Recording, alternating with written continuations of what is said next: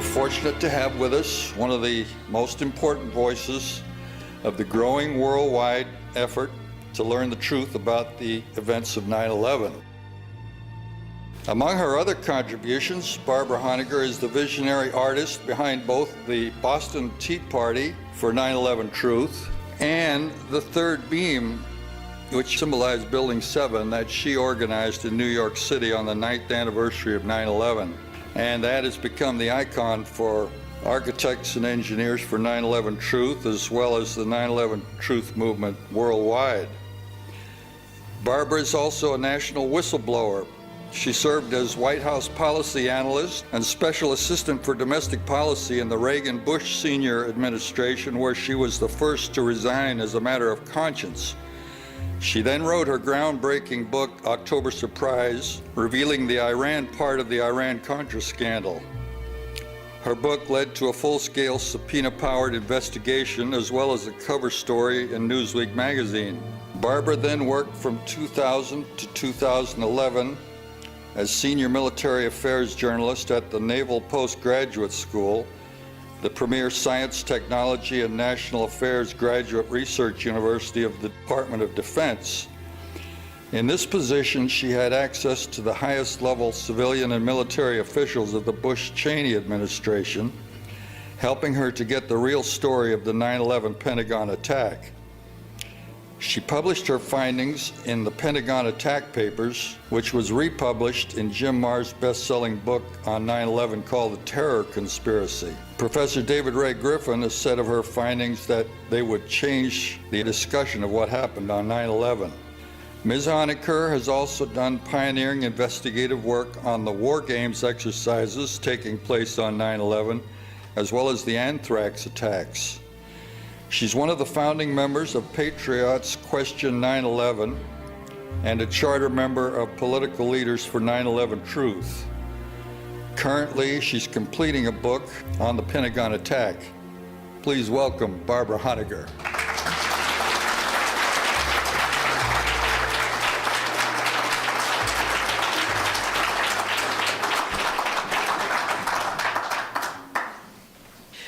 Thank you so much for coming out. It's a really great turnout. I'm pleased. It's wonderful to be in Seattle. I've never been in Seattle before. I actually saw Mount Rainier with hardly a cloud on it yesterday. And I was told that I would never be able to see Mount Rainier without a cloud, so I considered that a good sign for tonight. The title of my talk is Behind the Smoke Curtain, which I believe will also be the title of my book, which I hope will be out this coming March, in a couple of months. And I'm going to self-publish it, and it will be available on Amazon.com. The alternative title for my talk is, or Everything You Think You Probably Know About the Pentagon Attack Is Wrong. And that would be even for people who have been members of the 9/11 Truth movement for quite a while. I would be interested to know, show of hands if you're not too shy, how many people have already investigated 9/11 or consider yourselves 9/11 Truth people? Oh. About a third of the audience. That's wonderful. So what that means is 2/3 of the audience is here to be informed, and that's also wonderful. I congratulate you. The reason I have this slide up is because for those of you who are members of the 9/11 Truth movement and already believe you know about the Pentagon attack, I wanted to put these next two slides up so that you understand that even though what you're about to hear is not what you think happened at the Pentagon, this presentation, the information in it, has already been seen and reviewed by the world leaders of the 9/11 Truth movement, who have these rather phenomenal feedback about this presentation. So the bottom line is it's safe to open your mind about what you're about to hear. And here's some more amazing work, truly historic. So, what happened at the Pentagon and didn't, and why it matters so terribly much for our future. 1 year before 9/11, on September 11th, the year 2000, the neocon organization that called themselves Project for a New American Century, or you may have heard the acronym PNAC or PNAC, actually called in one of their publications for a new Pearl Harbor. This famous quote is from the Project for New American Century Manifesto from page 51. Quote, "The process of transformation, even if it brings revolutionary change, is likely to be a long one, absent some catastrophic and catalyzing event like a new Pearl Harbor," unquote. As the Project for New American Century Manifesto was being published, this offer was made to producer Aaron Russo a full year before 9/11. In September of 2000, Nicholas Rockefeller, of the Rockefeller family who built the Twin Towers, told Russo, quote, "There's going to be an event, and out of that event, we're going to invade Afghanistan. So we can run pipelines through the Caspian Sea, so we can go into Iraq, so we can take the oil, so we can establish bases in the Middle East to make the Middle East part of the New World Order."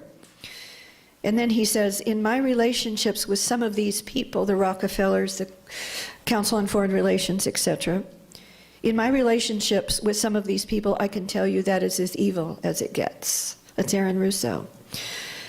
If he joined them, Russo was told, he would, quote, "be spared the police state measures, the domestic surveillance state measures, that would be imposed on the rest of the American public," that means you, "after, quote, the event," unquote, happened. This is a year before 9/11.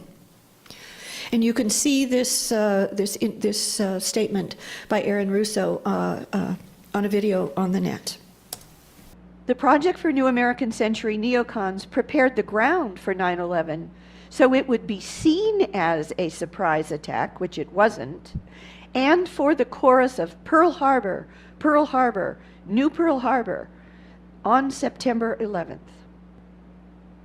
In the months leading up to the 9/11 attacks, Secretary of Defense Rumsfeld gave out literally hundreds, if not thousands, of copies of neocon Roberta Wohlstetter's 1962 book on Pearl Harbor, a book which pushed the false surprise attack and intelligence failures official line of the original Pearl Harbor attack.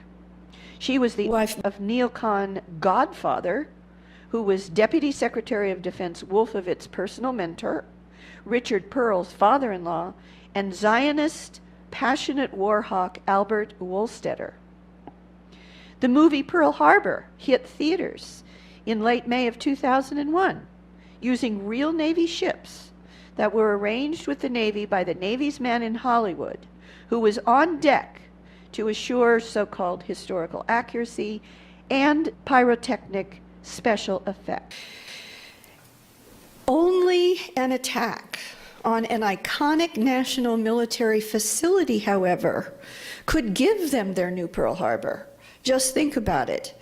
Even though on 9/11 the World Trade Center attacks were more spectacular, for sure, and they were the first attacks, the World Trade Center Towers 1 and 2, they would have been likely seen, in my opinion, as just a very much bigger World Trade Center 93 or a much bigger Oklahoma City. But both of those attacks had already been handled by the civilian courts. And these people did not want the 9/11 attacks to be viewed as a bigger Oklahoma City or a bigger World Trade Center 93. They wanted them to be viewed as a new Pearl Harbor, which required an attack on something like the iconic military facility at Pearl Harbor, and that iconic military facility was the Pentagon. Only the Pentagon attack made 9/11 into the new Pearl Harbor that the authors of the PNAC manifesto wanted and needed to roll out their global domination agenda. They needed it to claim justification for endless preemptive wars, which we are still in over 11 years later, for their global domination agenda. And most people don't know, point 3, for the creation shortly after 9/11 of the first U.S. mainland combatant command. It's called NORTHCOM. And what that means is, if you recall, that the Bush-Cheney administration very much wanted and said that the entire world, meaning including the mainland United States, your homeland, was now part of the global battlefield. And in order to make it literally a battlefield, they had to, for the first time, create a combatant command over mainland United States called NORTHCOM. It also enabled the new Pearl Harbor attack on the Pentagon, in addition, of course, to the other attacks of 9/11, but it was the key one, is what I'm arguing, enabled the Bush-Cheney administration to bypass on 9/11 and before 9/11, there was joint authority over NORAD's response, over the jets that were so late in responding to all of the attacks on 9/11. Took an hour and 15 minutes, which was absurd. On and before 9/11, the decisions as to NORAD responses were actually the joint authority of the US President and the Canadian Prime Minister. So once NORTHCOM was created, they separated out the decision-making, the unilateral decision-making authority of the US President over those kinds of responses. Also, of course, the 9/11, and in particular, the Pentagon made it into the new Pearl Harbor, justified, they claimed, their domestic surveillance state that we are still within. And they enabled Bush Jr., President George W. Bush, to continually evoke Article 2 of the Constitution, his so-called commander-in-chief powers, which he did, and members of his administration did over and over, repeatedly, to justify violation of our Bill of Rights, of US federal law, of international law, and even Nuremberg principles. Bush even said that it was the Pentagon attack that made it war in his mind, and a new Pearl Harbor. In his memoir, which has been published, his book, and in his speeches after his memoir was published, he said that it was after the World Trade Center 1 hit, he thought it was due to it just being a terrible pilot. That is an accident. He said, in print, that when he was told of the second hit, presumably we are told when Andrew Card whispered in his ear, "America's under attack," even then he didn't think we were at war. Not per se. He said in his memoirs and his speeches after his memoirs were published that it was with the Pentagon attack that he knew we were at war. And you had to be able to sell to the American public in the world that we were at war in order to justify all these horrendous actions in the name of the 9/11 line. Bush wrote in his diary on September 11th, quote, "The Pearl Harbor of the 21st century took place today," unquote. Because the Pentagon attack had, therefore, to succeed, to affect us being at war, to affect the new Pearl Harbor, and to get their global domination agenda and surveillance state, they couldn't rely upon mere hijackers, no matter who they were, even if there were any. They had to control the operation.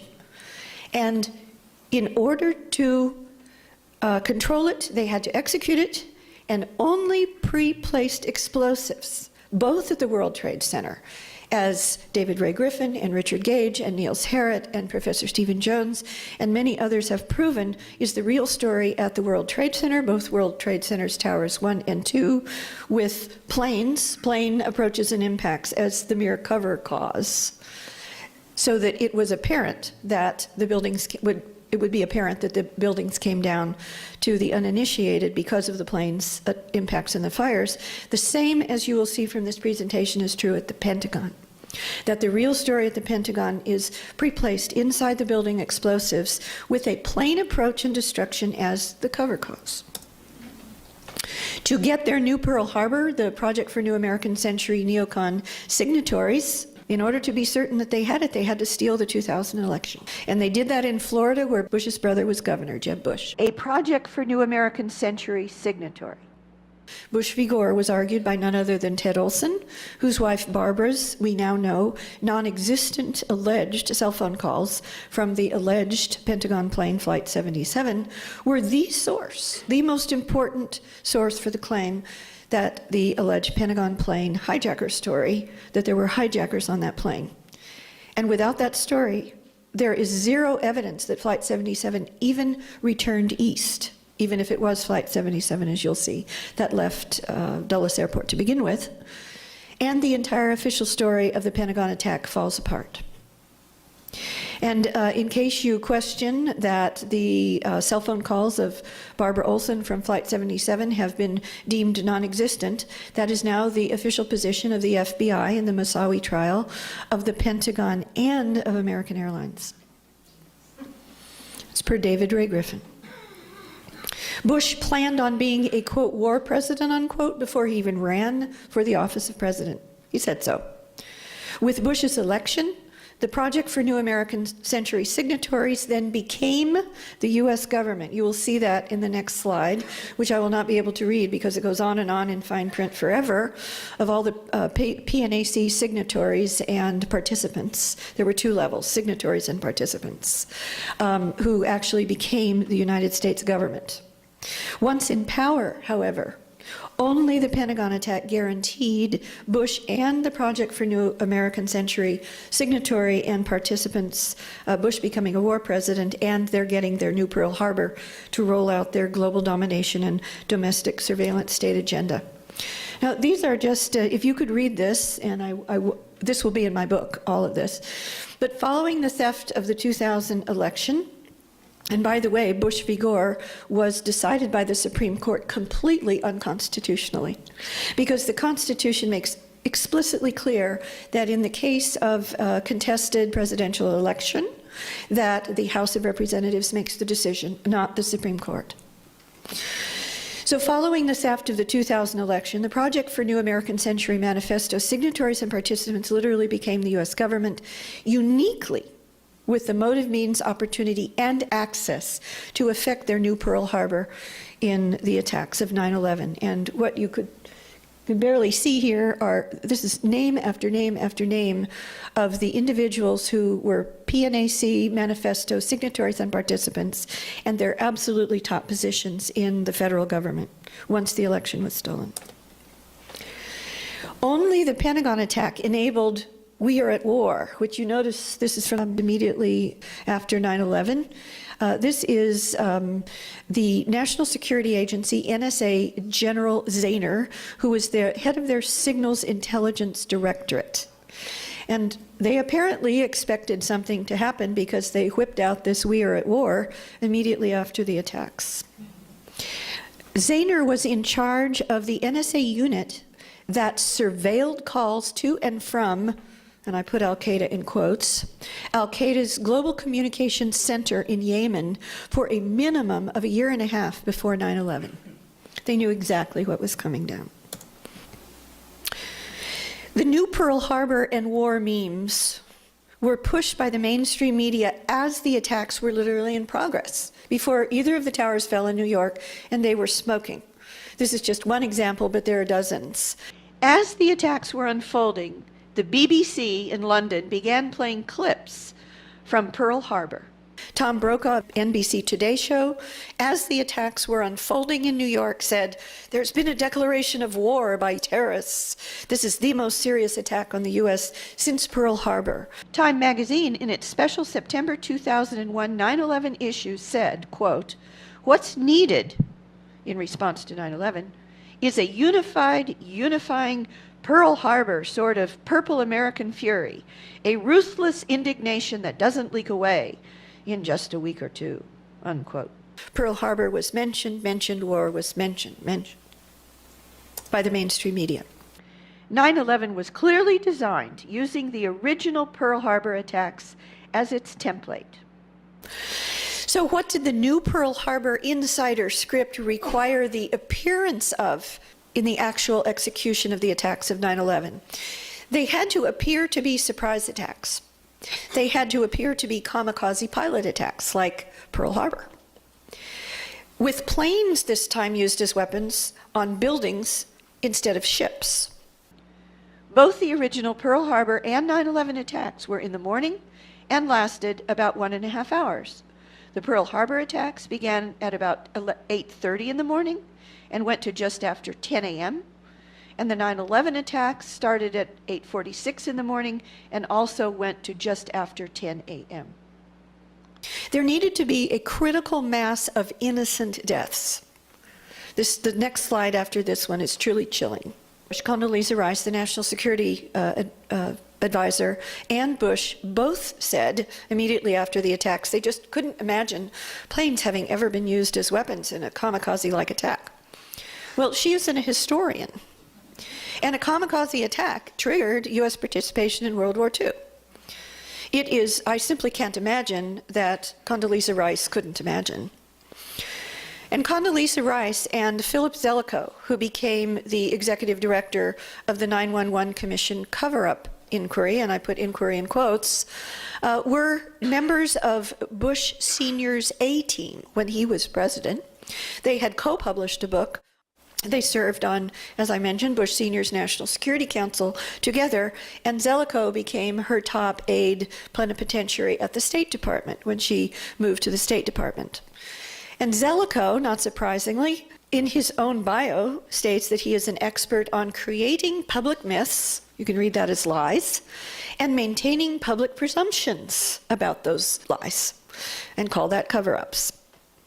He, Zelikow, was effectively the sole author of the 9/11 Commission report. He wrote its detailed outline before this so-called investigation even began, and Zelikow authored the Bush Doctrine for Unilateral Preemptive War under Condoleezza Rice at the State Department. I also interviewed Richard Clarke, who was the so-called counterterrorism czar in the Bush Jr.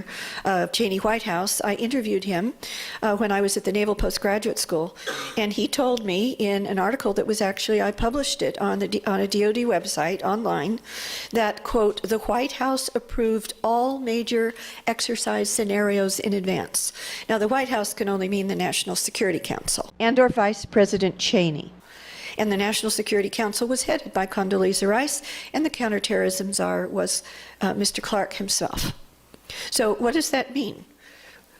I was the original researcher who uncovered the reality of and the importance of as the modus operandi for the planning, execution, and cover-up of the real inside perpetrator attack of 9/11, that at the center of that were military exercises that were taking place on the morning of 9/11 itself that were on hijack scenarios.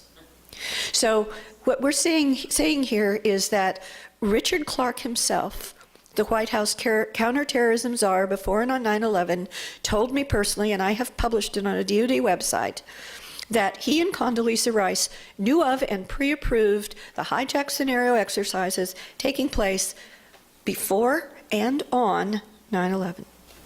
To succeed, the real inside job 9/11 PSYOP required a critical mass of innocent deaths. Believe it or not, after the World Trade Center attack in 1993 that killed, I believe, 5 people and injured about 1,000, federal agents were heard to say by reporter Stephen Emerson that, quote, there had not been enough deaths this time. After the 1993 World Trade Center attacks also, most people don't know this, but the World Trade Center towers' roof doors were locked, ordered locked, by official New York City policy.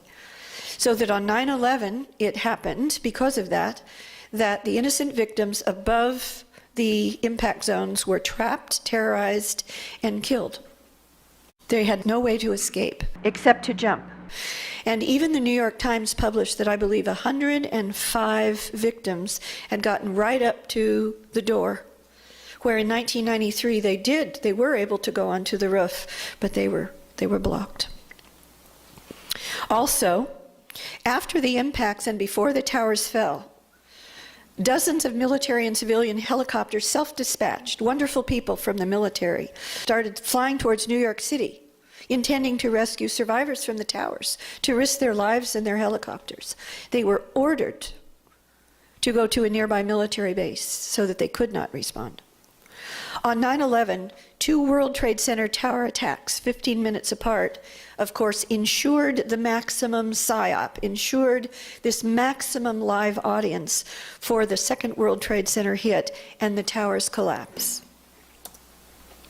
After the 9/11 attacks, Paul Wolfowitz, who was a top signatory and participant in the Project for New American Century manifesto, published exactly a year before 9/11, and was Deputy Secretary of Defense on 9/11 immediately under Donald Rumsfeld at the Pentagon, he actually had this to say about the critical mass of deaths in the 9/11 attacks. This is after 9/11 now. He predicted, before the final numbers were in, that the 9/11 attacks would soon be found to have resulted in a, quote, greater number of American deaths than any single day in U.S. history since the Civil War, more than any single day in World War I and World War II. And that Americans would now be willing to sacrifice their lives in great numbers for the cause of defeating terrorism, the so-called global war on terrorism. And quoted Winston Churchill, quote, America is like a great boiler. Once it gets fired up, the energy it generates is enormous. This was then echoed by Newsweek magazine immediately after, quote, more people were killed by the alleged suicide hijackers last week than the number of American soldiers killed in the entire American Revolution, or at Antietam, the bloodiest one-day battle of the Civil War, or at Pearl Harbor, or on D-Day. And locking the roof doors ensured that. Zbigniew Brzezinski overstated the number killed on 9/11 for added effect. Quote, it, meaning 9/11, is more murderous even than Pearl Harbor, and the psychological impact is the same, unquote. But none of any of this would have succeeded without the Pentagon attack. So, proving its official story a lie, as Richard Gage and David Ray Griffin and so many others have proven for the World Trade Center attacks, to prove that the Pentagon attack official story is a lie is so extremely important. So what is the evidence that a 757, which Flight 77, according to the official story, was, did not hit the Pentagon at the alleged impact point, which was in Wedge 1, and I will show you a diagram of the Pentagon in a moment to show you exactly what the official story claims, and did not hit at what the official story says was the alleged impact time of Flight 77, which according to the official story was 9:37 and 46 seconds. So it's almost 9:38. When we prove this, we prove that the official Pentagon story is a lie. First, so what didn't happen at the Pentagon? We're going to go over this very quickly because the meat of my presentation is what I've discovered did happen there. So first, what didn't happen at the Pentagon? Well, what didn't happen at the Pentagon is what the government says happened, is what the 9/11 Commission report says happened, which Professor Griffin has called a 571-page lie, which it is. And the official story at the Pentagon says that Flight 77, a large 757 American Airlines Boeing airliner, hit the Pentagon at column 14, which you see in this photo. And this is actually a photo that was published on the Pentagon's own website. You see their logo up at the left, immediately after 9/11 at either the first or the second press conference held in the Pentagon itself, right after the attacks. So the official story, which they were able to spin out that quickly, is graphically shown with the overlay of this alleged plane here that impacted on Wedge 1, in Wedge 1 on the west face or west side of the Pentagon. Now, this is a diagram of the Pentagon that shows the rings and the wedges. Now, at the bottom of the graphic, there it's a little bit cut off, but there's looks like a fireball, a little graphic of a fireball. That's the alleged impact point. And if you notice, it is to the right or south of the midline. The Wedge 1 that had been upgraded to withstand a terrorist attack, to withstand either a truck bomb or a bomb at the wall or a high-force lateral impact of a plane, specifically upgraded to withstand the kind of terrorist attack that the official story says happened at the Pentagon on 9/11, is only in Wedge 1. And Wedge 1, most people think Wedge 1 is the whole west side. That is not correct. Wedge 1 goes from that center line at the bottom of the graphic, around that right-hand corner at the bottom, and up to the center line of the next side to the right. So from going back to the bottom of the graphic, from the center line to the left, it's Wedge 2. So Wedge 2 was going to start the upgrading process the day after 9/11, or at most 2 days after 9/11. In fact, the day after 9/11, the Pentagon had pre-announced that they were going to declare that the upgrade to withstand a terrorist attack, a plane impact, or a bomb on the outside of Wedge 1, which includes the official story alleged impact point of Flight 77, was complete, and that they were then going to start upgrading Wedge 2. Most people don't know this, but the Pentagon both had and has its own heliport. And the reason is that the President and the Secretary of Defense and VIPs like to helicopter in and out of the Pentagon. They don't like to go into Reagan Airport or one of the civilian airports and then drive to the Pentagon. They like to go straight to the Pentagon. So the Pentagon has its own heliport. And that heliport on 9/11, this is actually a photograph, aerial photograph before 9/11, is this square structure out on the lawn, and that's the west face. Now, if you notice, to the left, which is to the north of the heliport, there's that little structure with a smaller structure on top of it, and that's the heliport firehouse with the heliport air traffic controller where he sat on top of the roof in that smaller structure on top of the roof of the firehouse. And that structure is going to become, and the heliport itself is going to become extremely important when we see what did happen at the Pentagon versus what the official story claims happened at the Pentagon.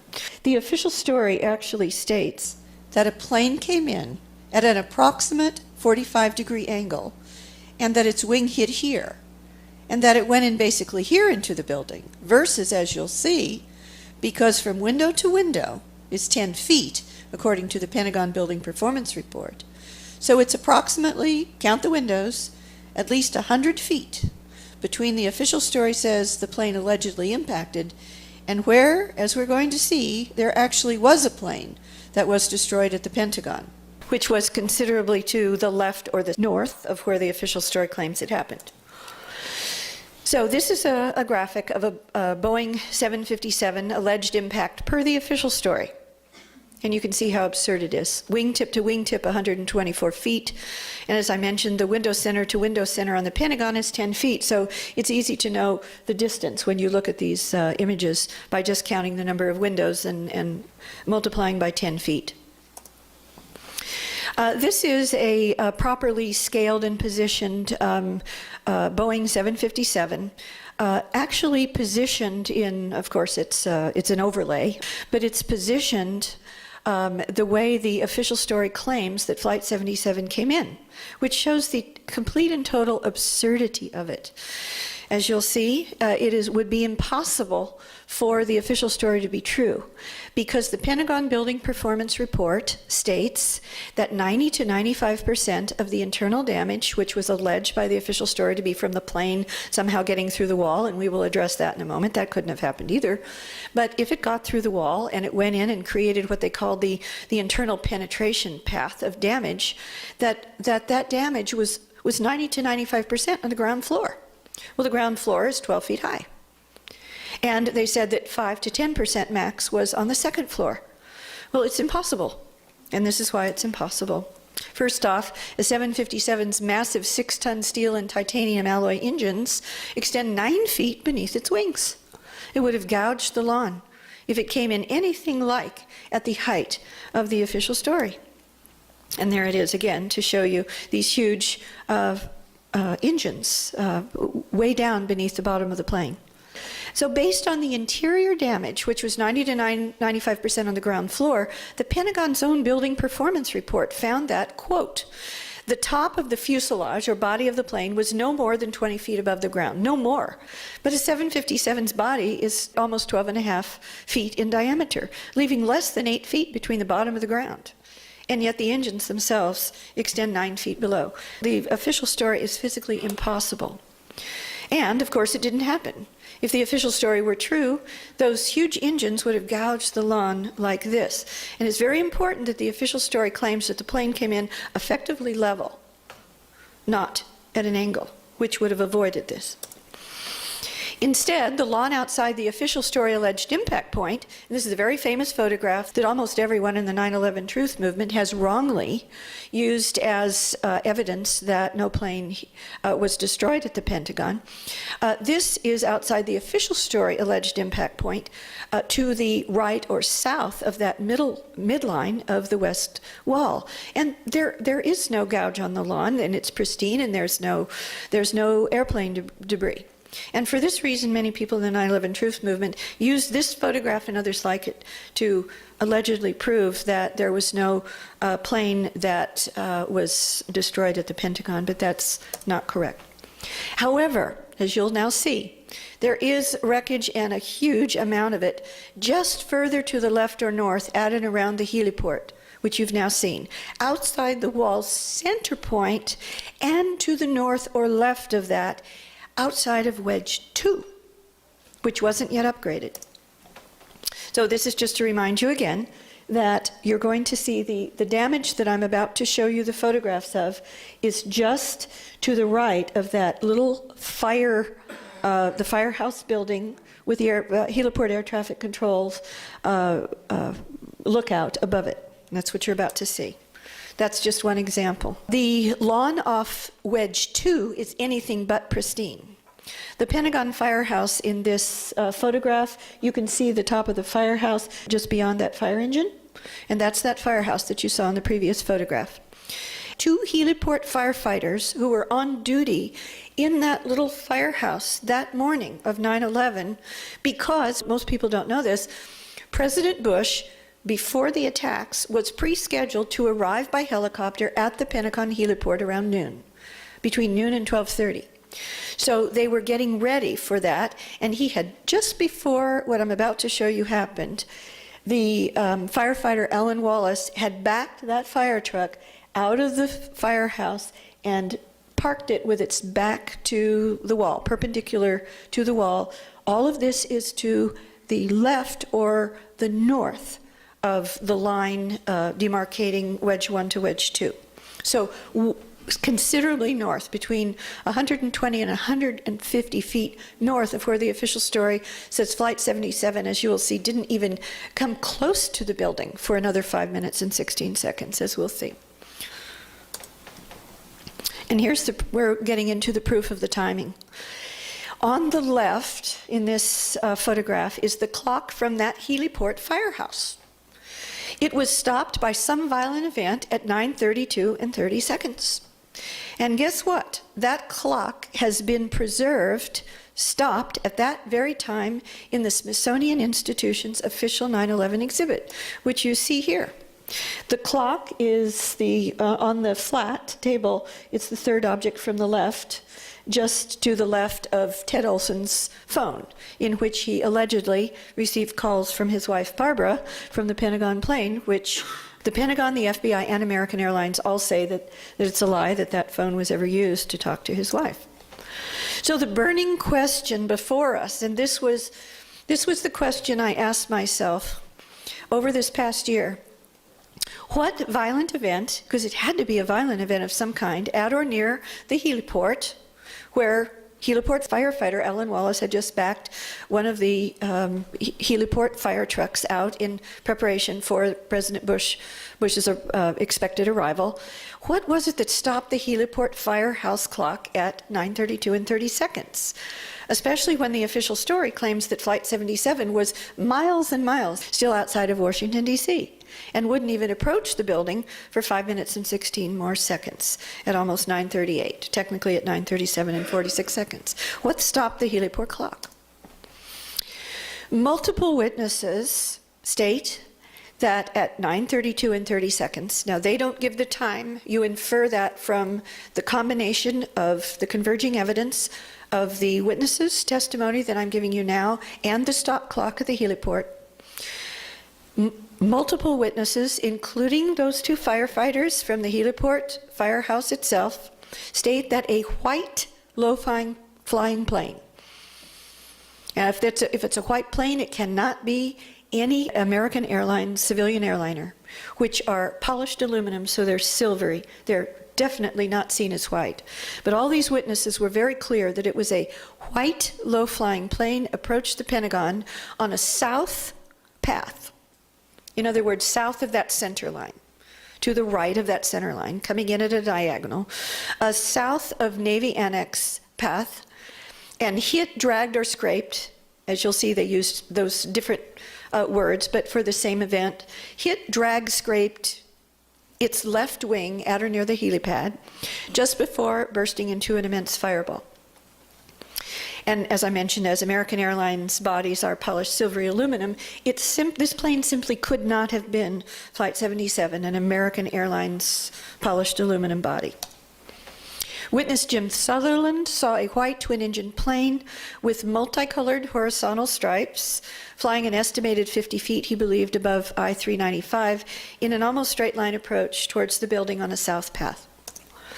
Pentagon heliport firefighters, as we've already seen, their names are Alan Wallace and Mark Skipper, are direct witnesses to a white plane approaching the heliport and exploding into a massive fireball near the firehouse, which would have killed them had they not noticed it at the last second and literally run. One of them, Alan Wallace, ran away as he saw it coming in. He thought maybe 200 and 250 feet from him, which is difficult to estimate because it's coming right at him, to his left.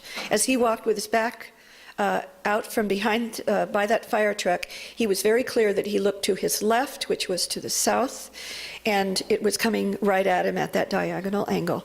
And it would have killed him had he not immediately run out of the way to save his life and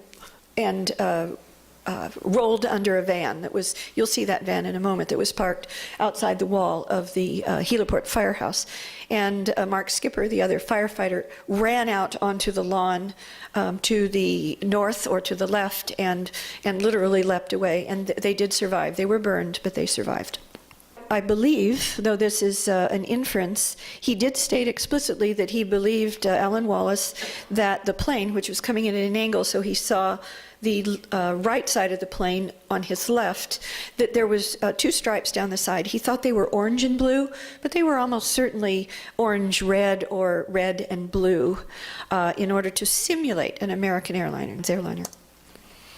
To avoid being hit by this white plane, heliport firefighter Alan Wallace ran toward the outer wall of the heliport and leapt for cover under a van.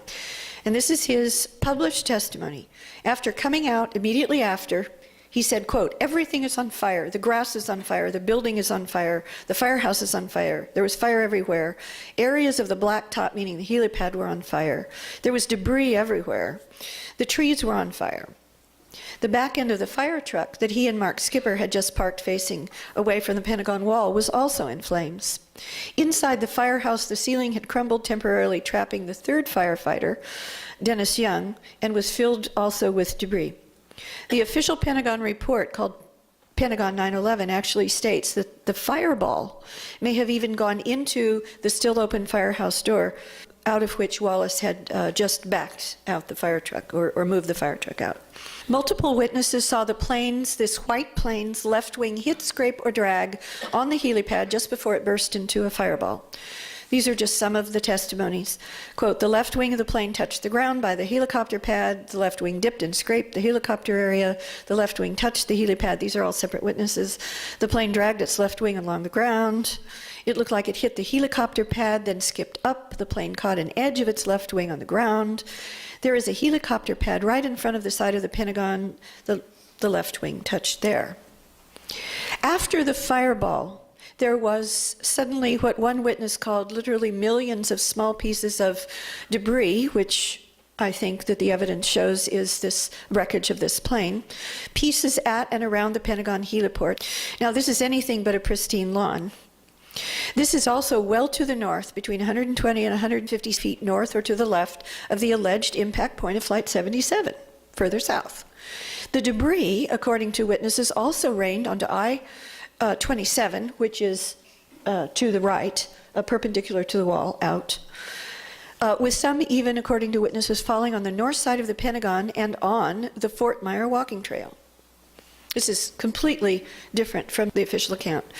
One of the witnesses, Penny Eglis, claimed that she also saw a white She was very certain, white, low-flying, south-approaching plane, the above piece from which, she said, actually fell through her car's sunroof.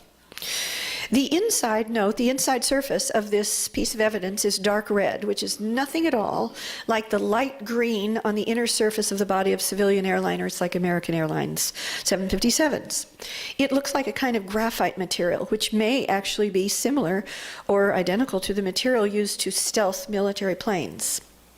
Former NSA, National Security Agency, and military electronics expert Dennis Semino has told me that he believes this piece is from the wing or stabilizer of a fiberglass drone that was shaped and painted to simulate an American Airlines plane, and that the fiberglass would shatter upon impact into these many pieces that you actually see.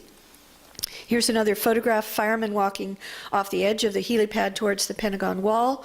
Some of the witnesses actually referred to this debris wreckage as like confetti. There were some large pieces, however. Workers walking over the wreckage between the helipad and the Pentagon wall. The closer you get to the wall, the more of this wreckage debris there is. This is a very important photograph. It's looking south towards the E-rings collapse zone. So you can see where the wall has collapsed over the alleged impact point of Flight 77, much further south. And the Pentagon firehouse is then to the left off the edge of the photo. So you're looking at something in the middle now between the firehouse on the left and the alleged impact point of Flight 77 on the right. And if it's not too difficult to see where the pristine lawn begins. So the pristine lawn, you saw in that earlier photograph that members of the 9/11 Truth Movement have been for 10 years or more citing as proof that there was no plane destruction at the Pentagon, is way off to the south. And all of this destruction that they don't show you, for whatever reason, inadvertent or otherwise, is further north. And here's more confetti-like wreckage in the distance beyond this large piece. There are some large pieces, which itself is right next to the helipad. And this is incredible. When I discovered this past year, it was quite a shock. There was not just a white plane that came in on a south path, a diagonal south path, at 9:32 and 30 seconds, and was destroyed there in some way without, I believe, hitting the wall, because there is no evidence that it actually hit the wall. It was somehow destroyed, and we're about to see how I believe it was destroyed without hitting the wall a split second later. There was not just a white plane there.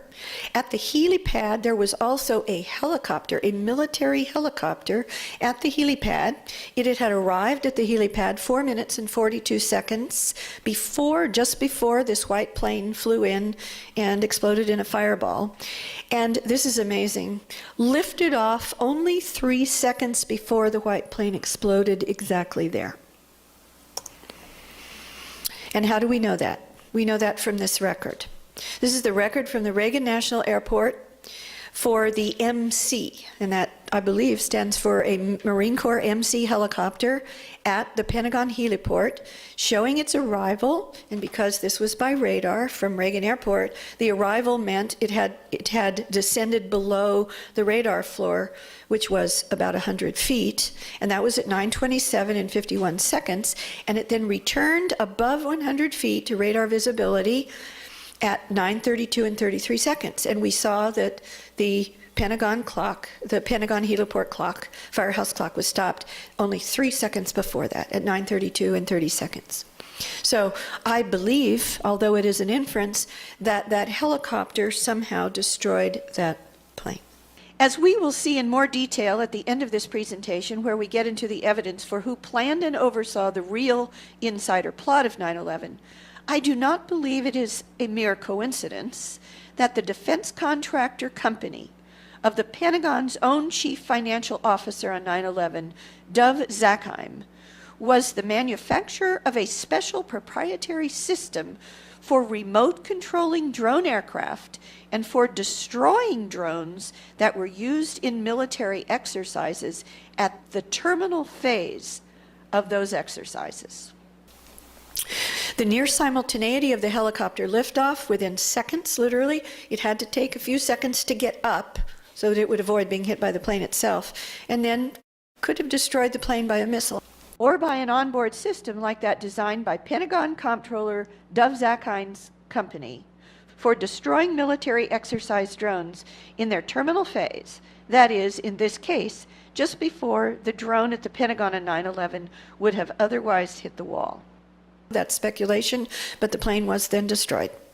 But it is more than telling that System Planning Corporation, or SPC, designs, manufactures, and distributes highly sophisticated technology that enables an operator to fly by remote control as many as 8 different airborne vehicles at the same time from one position either on the ground or airborne.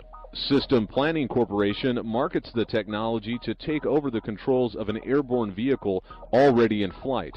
For example, the flight termination system technology could hijack hijackers and bring the plane down safely. The flight termination system can be used in conjunction with the CTS technology that can control up to 8 airborne vehicles simultaneously. The possibility of nefarious use of these brilliant technologies developed and deployed by Systems Planning Corporation certainly deserves careful consideration in any full and impartial investigation of what actually took place on 9/11. And the helicopter then did lift off. It was not destroyed. In fact, naval historian John Sherwood told Pentagon eyewitness Jeffrey Mark Parsons, an extremely important Pentagon witness, that a helicopter had been sent to the Pentagon, quote, by the White House itself, which would almost certainly, if true, mean that it was sent by either Vice President Cheney or the Secret Service. Quote, this is still from the naval historian John Sherwood, quote, to prevent the plane from going into the Pentagon. Well, if he was referring to that white plane that exploded into a fireball at 9:32 and 30 seconds, stopping the Pentagon heliport clock at 9:32 and 30 seconds, then it certainly was prevented from going into the Pentagon because there is no evidence that it hit the wall just beyond the heliport. Witness Jeffrey Parsons himself, from the 17th floor of his hotel, which was across I-395, he saw a helicopter flying erratically between his hotel and the helipad, going back and forth like a bumblebee. And then it disappeared from his perspective below the Pentagon roof, where he says it would have landed at the helipad. And then he said only a few minutes later, he first left the window. After he had left the window and seen this erratic helicopter, he then heard a massive explosion, went back to the window, saw this big fireball, but he didn't actually see an impact, but he saw the fireball and smoke afterwards. He himself was a helicopter pilot with the U.S. Border Patrol, so he knows what's unusual for a helicopter to be doing, and he says that was extremely unusual, and he didn't understand what it was doing. Air Force witness to CNN's Chris Plant, quote, I was told by one witness, Plant said, this is on air, live that morning from the Pentagon, an Air Force senior enlisted man, that he was outside the Pentagon when it occurred. He said that he saw a helicopter circling the building, the Pentagon. He said it appeared to be a U.S. military. I believe that is the MC or Marine Corps helicopter that we saw the radar record from, and that helicopter disappeared behind the building where the helicopter landing zone, meaning the heliport, is. And then the witness saw a fireball go into the sky, exactly like the heliport firefighters say. This helicopter disappeared behind the building, and then there was an explosion.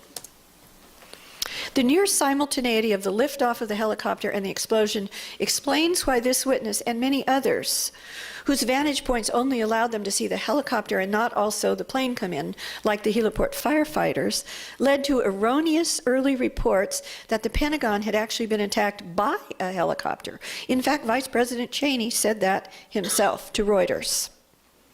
And all this happened at 9:32 and 30 seconds, which is more than 5 minutes, 5 minutes and 16 seconds before the official story says Flight 77 was anywhere close to Washington, D.C. So, for those of you who are 9/11 truth aficionados, I'm going to answer this a question I'm always asked. Well, what about the Citizens Investigation Team, or CIT, Northside witnesses? I honor those witnesses. I, however, do not believe that the interpretation of what the witnesses said by the Citizens Investigation Team is correct. I think it is very incorrect. Why? As there is no evidence of any plane destruction other than the white plane that exploded near the heliport at 9:32 and 30 seconds, if the plane that a dozen or so witnesses saw approach to the north of the center line, to the north of the Citgo gas station, which is on that center line, and to the north of the Navy Annex, which is on that center line, if that plane flew over, which many 9/11 researchers believe, falsely believe, it cannot be the white plane, which was destroyed. It didn't fly over the building. It was destroyed if it was the white plane. So it would have to have been either a different second plane, or the white plane could have come around twice. As these Northside witnesses who were interviewed by the Citizens Investigation Team, however, themselves did not believe that plane that they saw flew over. They believed it did hit because they heard this huge explosion just after seeing it. And given their experiences, the plane that they saw coming in on what's called a north path would have to have approached near simultaneously with the white plane. Basically, two planes coming in from different directions at the same time, effectively. And the plane that the CIT claims went through the fireball would have gone through the fireball of the white plane being destroyed near the heliport. Or the plane that the Northside witnesses saw could have been the official story plane that the official story claims came in at 9:37 and 46 seconds. In which case, though, if for the CIT interpretation to be true, there would have to have been a second explosion, which was in fact reported by many witnesses at the Pentagon, as it flew through, however, a pre-existing smoke cloud. We just heard another loud explosion down at the Pentagon building just seconds ago. That's our Audrey Barnes, who is standing nearby the Pentagon, saying they heard a second explosion. Audrey, did you see anything, since these other attacks have been aerial? Did you see anything flying overhead just before this explosion? We can't see exactly where the source of the explosion was, but you could hear it very clearly with a loud boom. Now that's just for 9/11 aficionados. Now back to what the official story says happened but did not. Further south, as we've seen, at least 120 to 150 feet further south along the west wall, more than 5 minutes after all this had already happened. This is again the official story lie from the Pentagon's own press conference right after the attacks. Now, this is further proof that the official story simply cannot be true. Immediately adjacent to the official story alleged impact point, to the right or south of that midline, way south of the heliport, the official story says that Flight 77, a large Boeing 757, hit at effectively ground level, 90 to 95% of the damage in the ground floor, which is only 12 feet tall, to the ceiling, at column 14.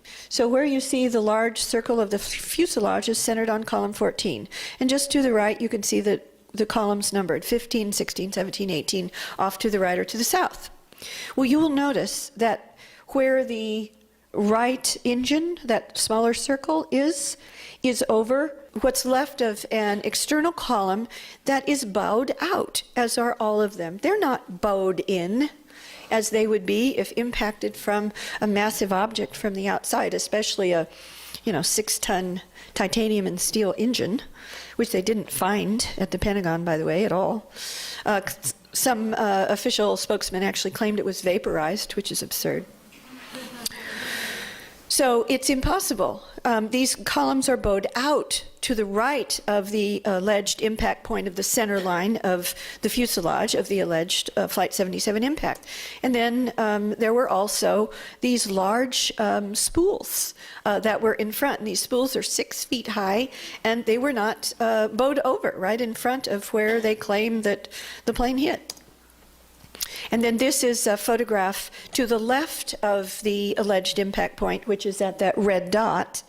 And it's a little bit more difficult to see in this, but what's remaining of the columns on the outer columns of the west wedge are actually bowed out also to the left of where the official story says the center nose of the fuselage hit.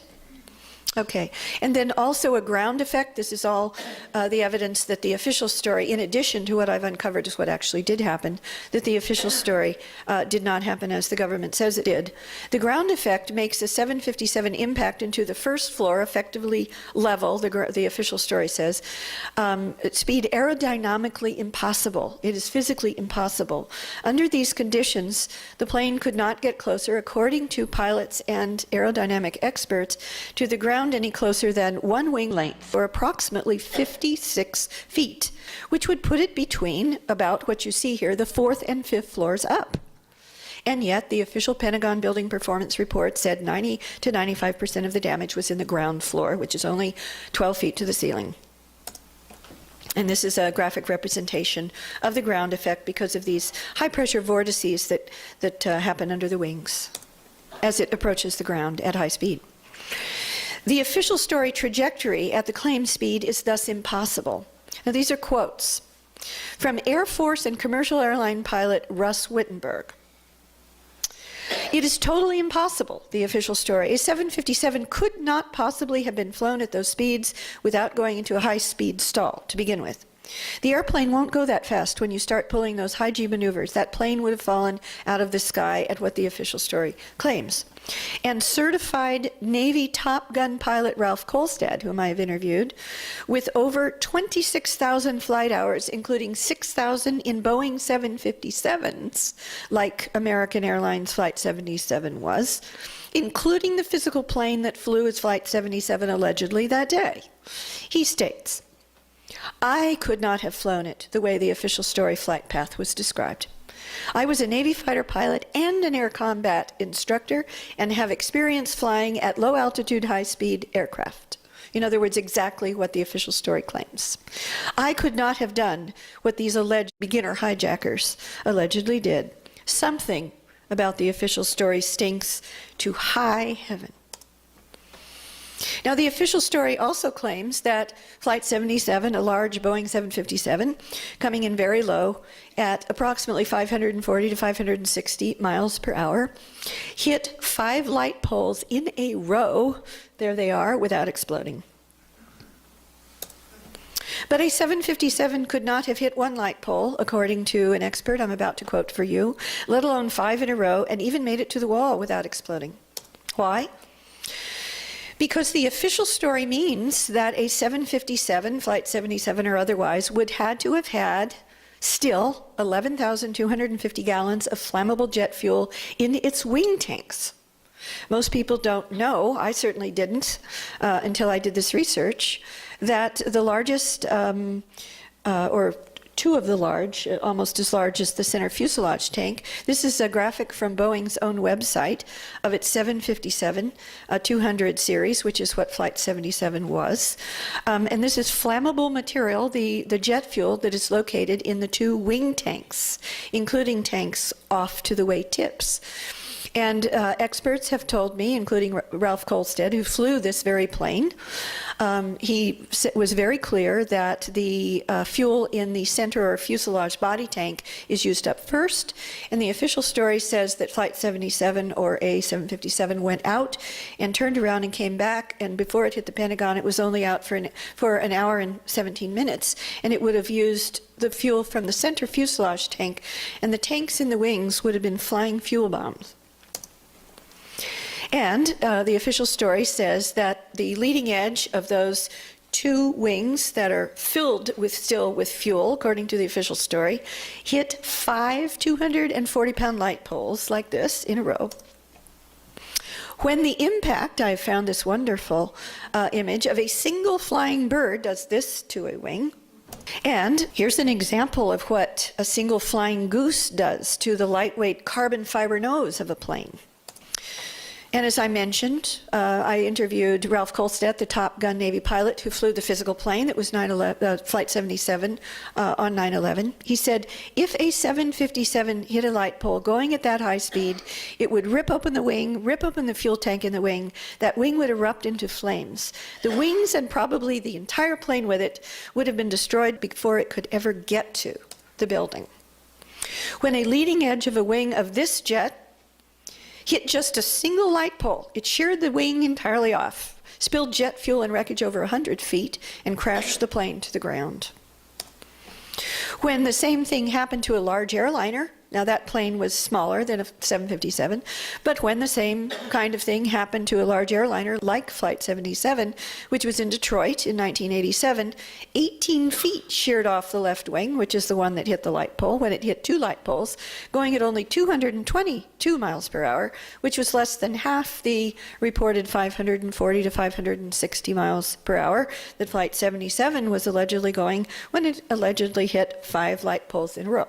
And no wings or large wing pieces like this were found anywhere at or in the Pentagon.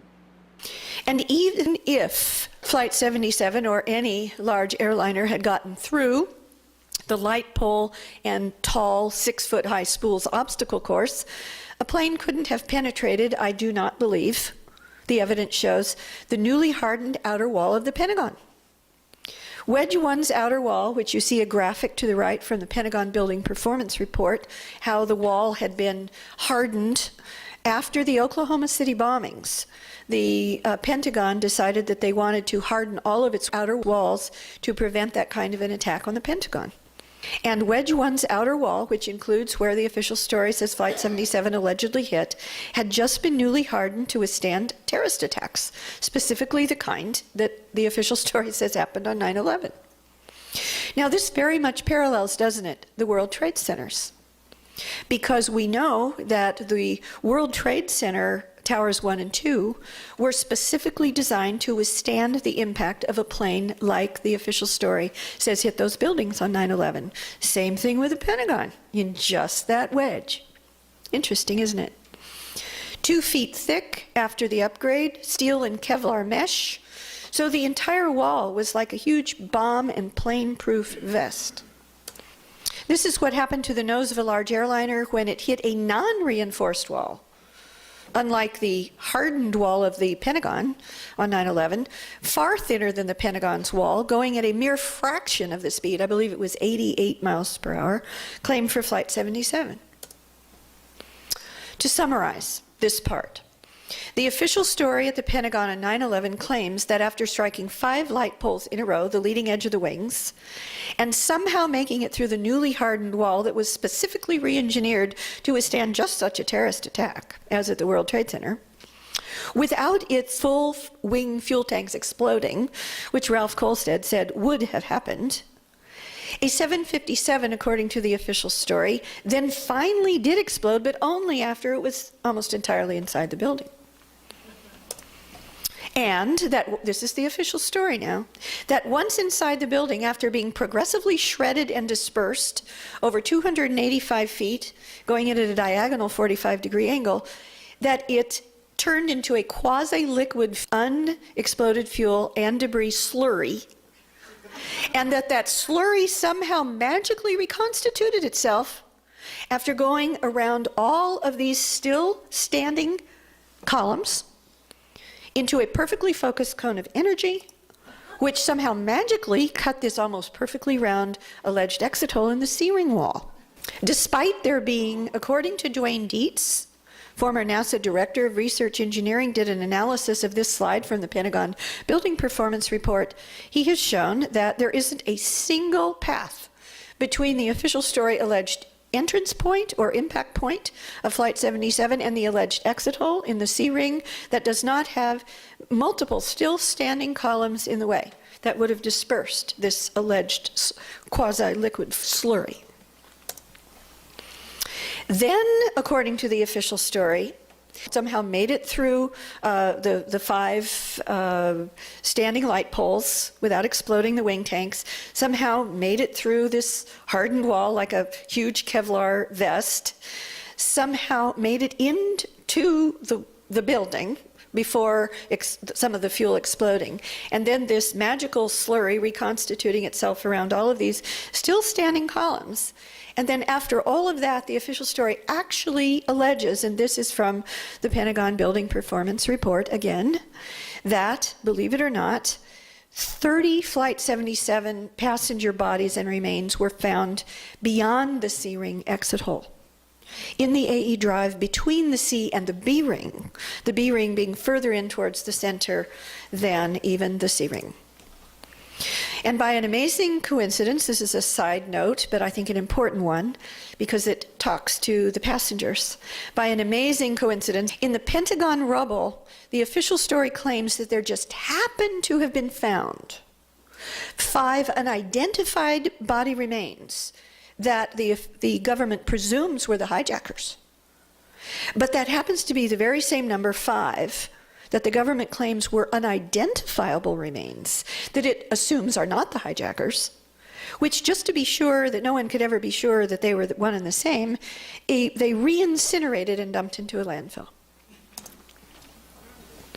According to the Pentagon's own spokesman, there weren't any victims, however, or any plane parts outside the C-ring exit hole at all.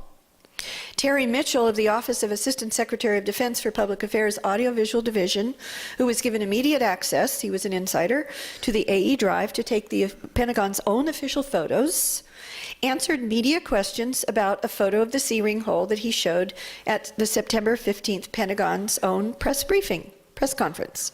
And he stated this for the official record, quote, "There is a hole." Yes, he was asked about this alleged exit hole. He said, yes, there's a hole in the C-ring.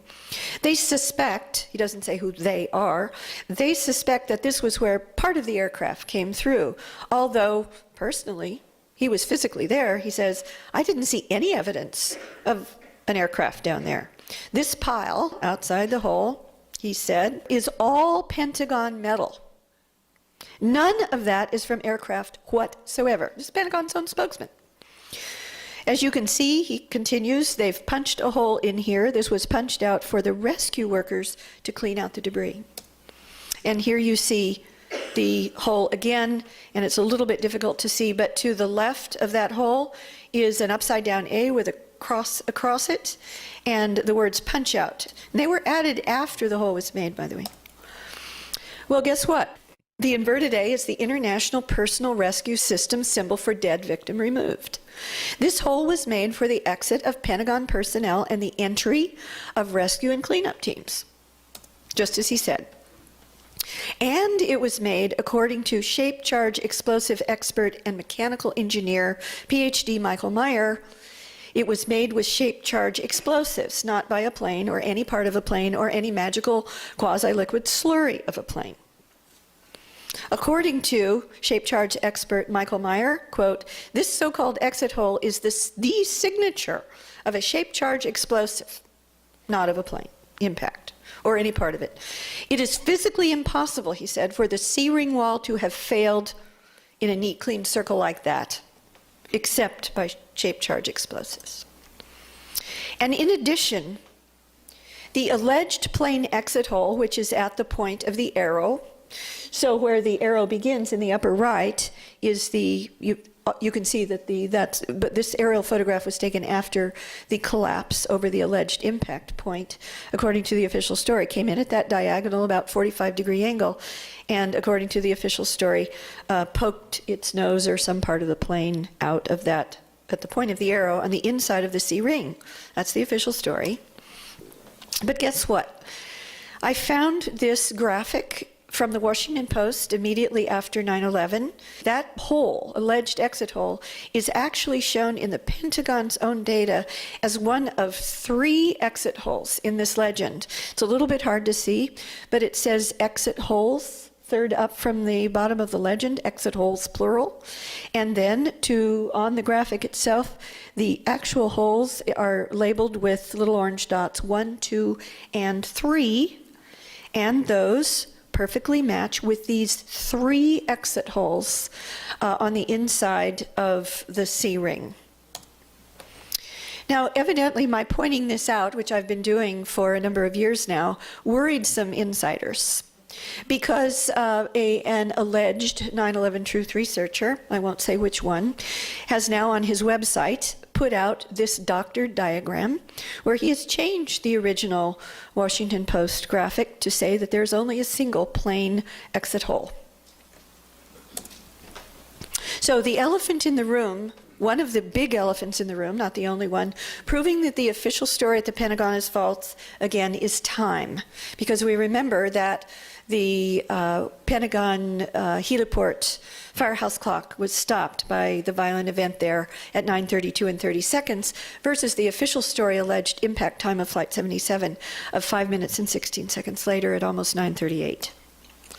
The official story is not only wrong, in addition, about the time of the Pentagon attack, which it claims was 9:37 and 46 seconds, but is hiding the real time of the attack for obvious reasons. Interestingly, after the attack, the Army did not know the time. The Army itself was trying to figure out when its building was attacked, let alone how. And so they asked seismologists to check the 5 closest seismic readout stations for any indication of the time of impact, as had been done for the World Trade Center towers, and Pennsylvania for that matter. And guess what? They found no above-noise seismic signal at all for the official Pentagon alleged impact time. None. Zero.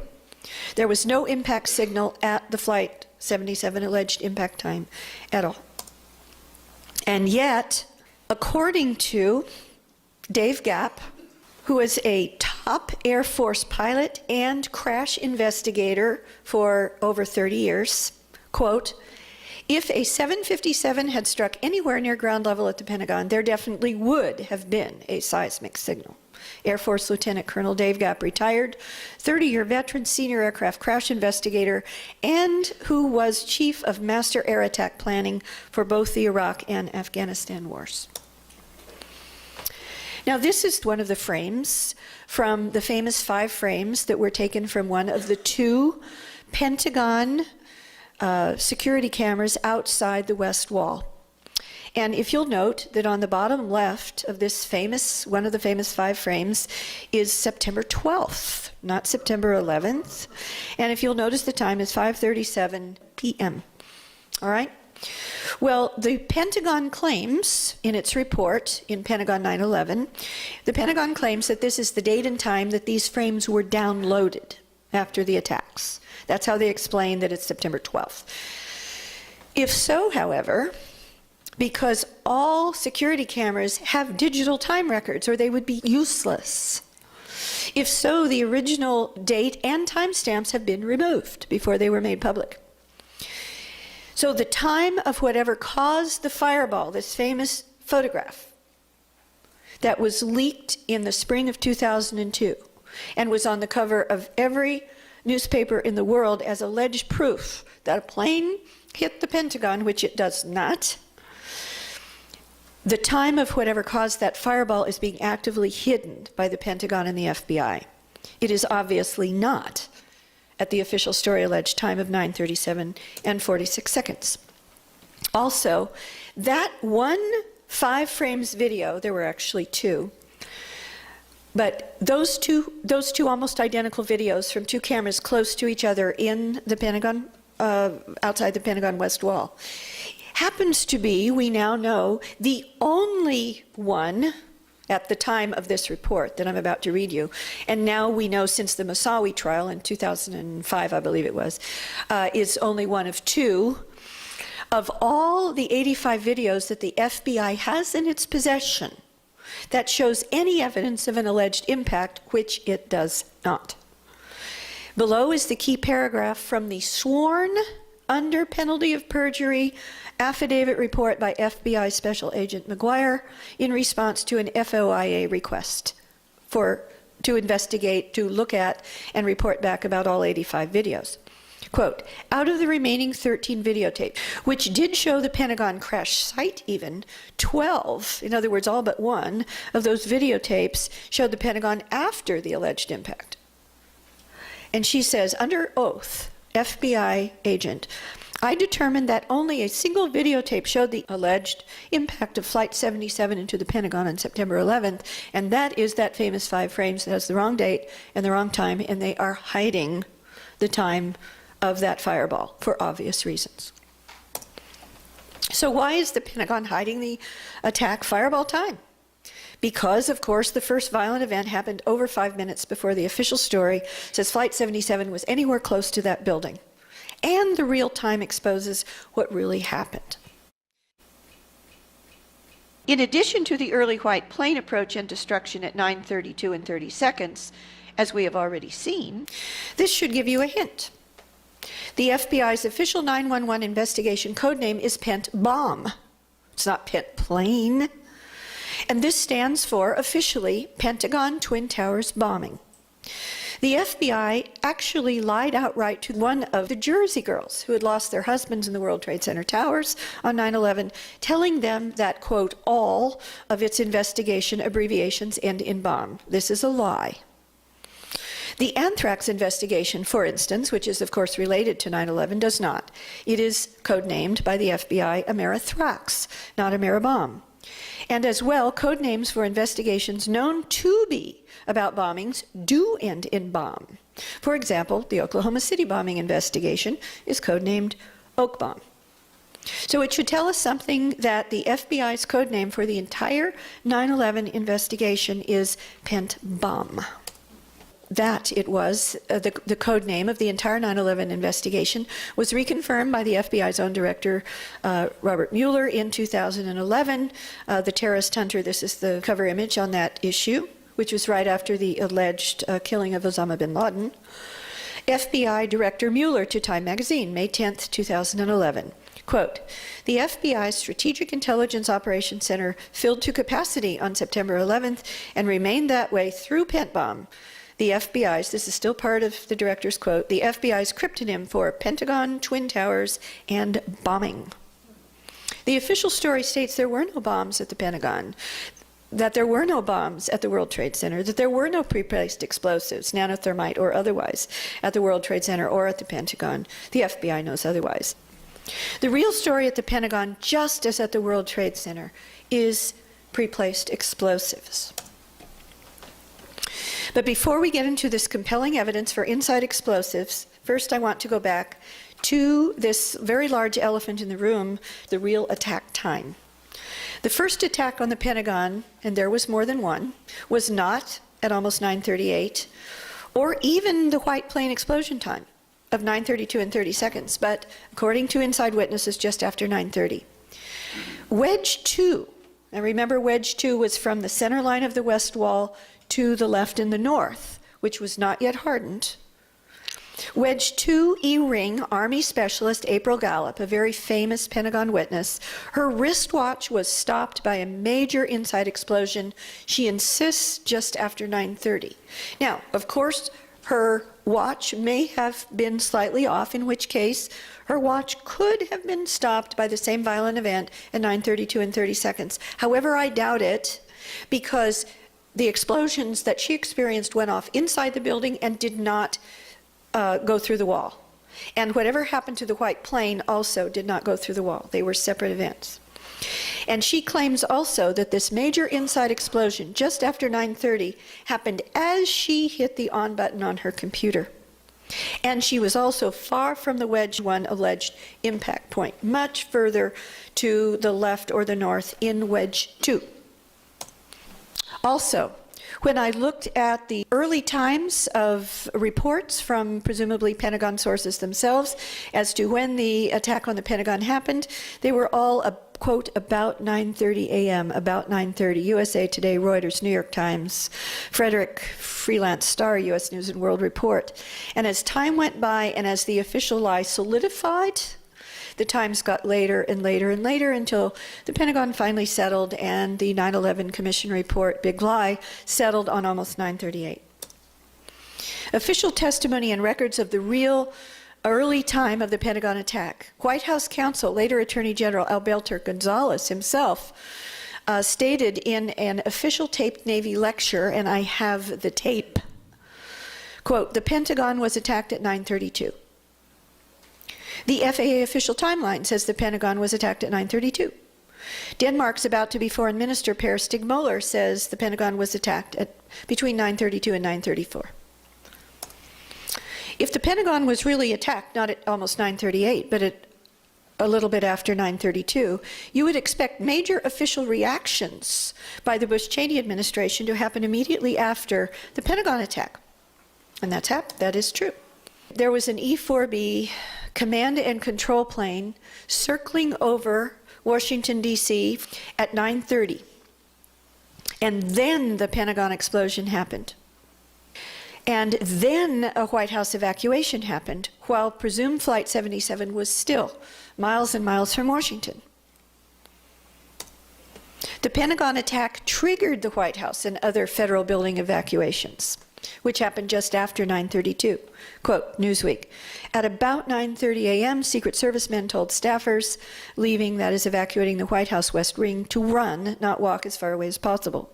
Washington Post online version on the day of the attack, September 11th itself, the crash at the Pentagon triggered immediate security steps in the Washington area, including evacuation of the West Wing of the White House. It was the Pentagon attack that caused all of officialdom to finally act as if they were really being attacked, not the World Trade Center attacks. It's amazing. The approximately 9:32 Pentagon attack also finally triggered the Secret Service to remove Bush from the Florida classroom. Remember, he just kept sitting there? I was watching in a split screen with Bush continuing to look at the kids reading the book on a pet goat, while on the other, innocent Americans were jumping to their deaths from the Twin Towers. After inexplicitly allowing President Bush to sit for 8 to 9 minutes in a Florida classroom, after he had already been told, according to him and Andrew Card, but we have to take their word for it, don't we, that the second World Trade Center tower had been hit and that, quote, America is under attack, Card allegedly told him in his ear, the Secret Service finally acted as if the ongoing attacks were a true emergency, but only after the Pentagon was attacked at the actual time of the attack that I'm telling you about, 9:32 and 30 seconds. Only then did they whisk Bush out of the Florida classroom.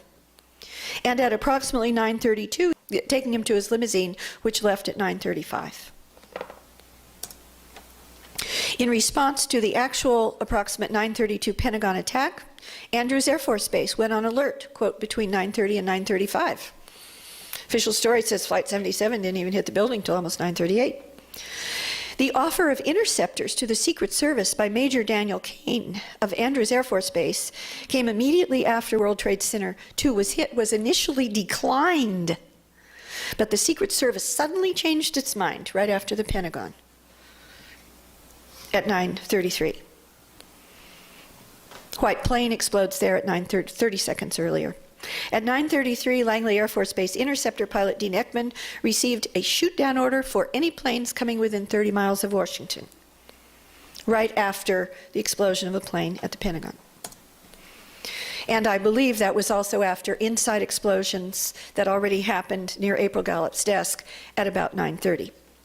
Even in New York City, where 2 attacks on the World Trade Center towers had already happened and not yet caused a shutdown of the New York Stock Exchange. The exchange was finally shut down, according to the New York Times, at 9:32, which is a shorthand for right after 9:32 and 30 seconds. Firefighters were at the Pentagon fighting fires before the official story, almost 9:38 alleged impact time of Flight 77. And those were, of course, the Pentagon firefighters. One of them leapt under the van, the other one raced out on the lawn, and there was a third who survived the destruction inside the heliport firehouse, and they immediately started fighting fires. There wasn't any other plane approach or impact at that building at any level that could have impacted, like the white plane. Additional evidence for inside the building primary explosions at the Pentagon, similar to what you already know about pre-placed inside explosives at the World Trade Centers 1, 2, and 7. Evidence that the Wedge 1 collapse, Wedge 1 again the official story place of the alleged impact of Flight 77, evidence of the Wedge 1 collapse over the alleged plane penetration damage path on the inside of the building was in fact due to explosives. I'm about to give you that evidence, including possibly thermite. These are images on the top of the Oklahoma City Murrah Federal Building after it was known to have been destroyed by inside bombs, as well as an outside truck bomb, but we know that there were at least 4 internal bombs in addition to the cover story outside rider truck bomb. And then at the bottom is the Pentagon after collapse of the section of Wedge 1 over the alleged impact point of Flight 77, using Al-Qaeda hijackers as the cover story. Witnesses to the sounds of a series of explosions also in the Pentagon use almost identical language to World Trade Center firefighters describing the going off of pre-placed controlled demolition explosives. So here are just some of these witnesses. Lieutenant McCowan, first floor D-ring in the Naval Command Center of the Pentagon on 9/11. Quote, "It sounded like a series of explosions going off, a series of bombs exploding, similar to like firecrackers when you light them and you just get that series going off." Again, identical language to the description of firefighters from the Naudet brothers video of the World Trade Center saying they went off like firecrackers coming down. It was like, if they had detonated. Yeah, as if they were planned to take down a building. Boom, boom, boom, boom, boom, boom, boom, boom. And it just started going pop. It just started going boom, boom, boom, boom, boom. And he goes, how fast? I go like firecrackers. Lieutenant Colonel Thurman, second floor D-ring of the Pentagon on 9/11. To me, it didn't seem like a plane. To me, it seemed like it was a bomb.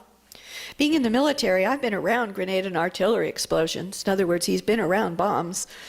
It was a 2-part explosion to me. It seemed like there was a percussion blast that blew me kind of backwards in my cubicle to the side, and then it seemed as if a massive explosion went off at the same time. This graphic, which is a little bit difficult to see, shows the explosion that McCowan and Thurman experienced. This is from the Pentagon Building Performance Report.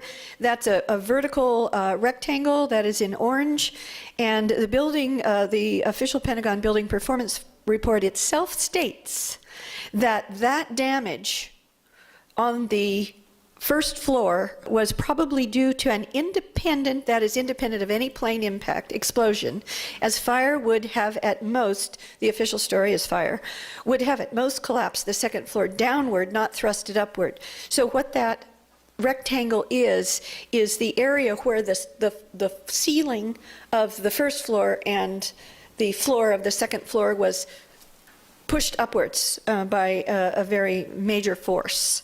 And it could not have been due to a lateral plane impact. Which probably means that this famous photograph at the Pentagon wall is of that explosion. Why? If you notice that this fireball in the center of the wall, which may or may not be the same fireball seen in that famous 5 frames, but this looks like the white yellow hot of a thermite explosion to me. Whether it is or not remains to be seen, but if you notice, there are 2 separate sources of smoke. To the right, or which is to the south, is the major billowing black smoke cloud that everybody knows about. But there's a second one to the left, which is at the heliport, and they are separate. And neither of those smoke clouds are coming from that fiery point. Now compare what you just saw at the Pentagon to the explosion of a plane hitting a cement wall. It's nothing like it. There's no pulverized cement debris. Instead, as we are going to see, that the Pentagon wall at that point turned to mush. So I have to ask myself, was thermite placed somewhere at or around the columns of the so-called plane penetration path on the inside of the Pentagon? An autopsy of the concrete of the destroyed and damaged support columns on the inside of the Pentagon in the alleged internal penetration path of Flight 77 in the E-ring showed the effect of intense, concentrated, and prolonged heat that, according to the experts who analyzed it, turned some of the concrete literally to mush. And that mush had a reddish and orange tinge due, according to them, to their report, to the presence of iron.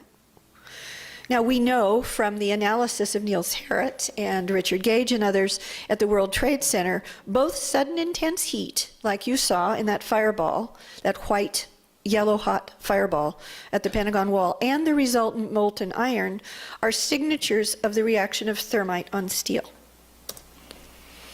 This is a photograph from the Pentagon Building Performance Report of what's inside the columns of the west wedge. These are reinforced steel supports. In fact, a massive explosion happened at just the time of the collapse of the outer wall over the alleged plane impact point, which is yet further evidence that another internal explosion caused that collapse. This is a live video clip from the Pentagon that morning. Note the time on the clip of 10:10 a.m. And once again, on the left-hand side of your screen, you are looking at the Tower 2, the first one. This is all New York now. Michael, if you can hear me, we just heard another explosion down at the Pentagon building. We just heard another loud explosion down at the Pentagon building just seconds ago. That's our Audrey Barnes, who is standing nearby the Pentagon, saying they heard a second explosion. Audrey, did you see anything, since these other attacks have been aerial? Did you see anything flying overhead just before this explosion? We can't see exactly where the source of the explosion was, but you could hear it very clearly with a loud boom. And I'm looking for another plume of smoke. I don't see anything right now. It might be still in that same general area where the fire is burning right now, but you can clearly hear another loud explosion. This Pentagon Performance Report graphic also falsely claims, if you notice across the upper part, those little red or orange dots, those are on the columns, the outside columns. Column 14, kind of in the middle, is where the official story says Flight 77's nose hit, and then it went in at a diagonal angle. And down in the lower right is the alleged C-ring exit hole. The Pentagon Building Performance Report falsely claims that those are those orange dots, that 8 external columns were destroyed. However, that is not true. And this is the proof of it. I was very excited when I found this extremely rare and extremely important photograph. It's the only one I know of that is very clear, that was taken after the initial fires were out at the Pentagon wall. This is at the alleged official story impact point, but before the collapse of the wall over this very area. And what you see is that almost all the damage, in fact, as the Pentagon Building Performance Report itself said, I would say at least 90% of the damage, if not more, was on the first floor, and only a very small percentage where you see that kind of T with the 2 windows on either side where the glass is blown out on the second floor. But if you notice, there are the columns, even though they're bowed out, are still standing to the right of under the T and over to the left. And there are only 4 columns that are missing, not 8, which is impossible for the official story of a plane that had a wingspan of 124 feet. You're looking at only 50 feet of a non-round impact hole.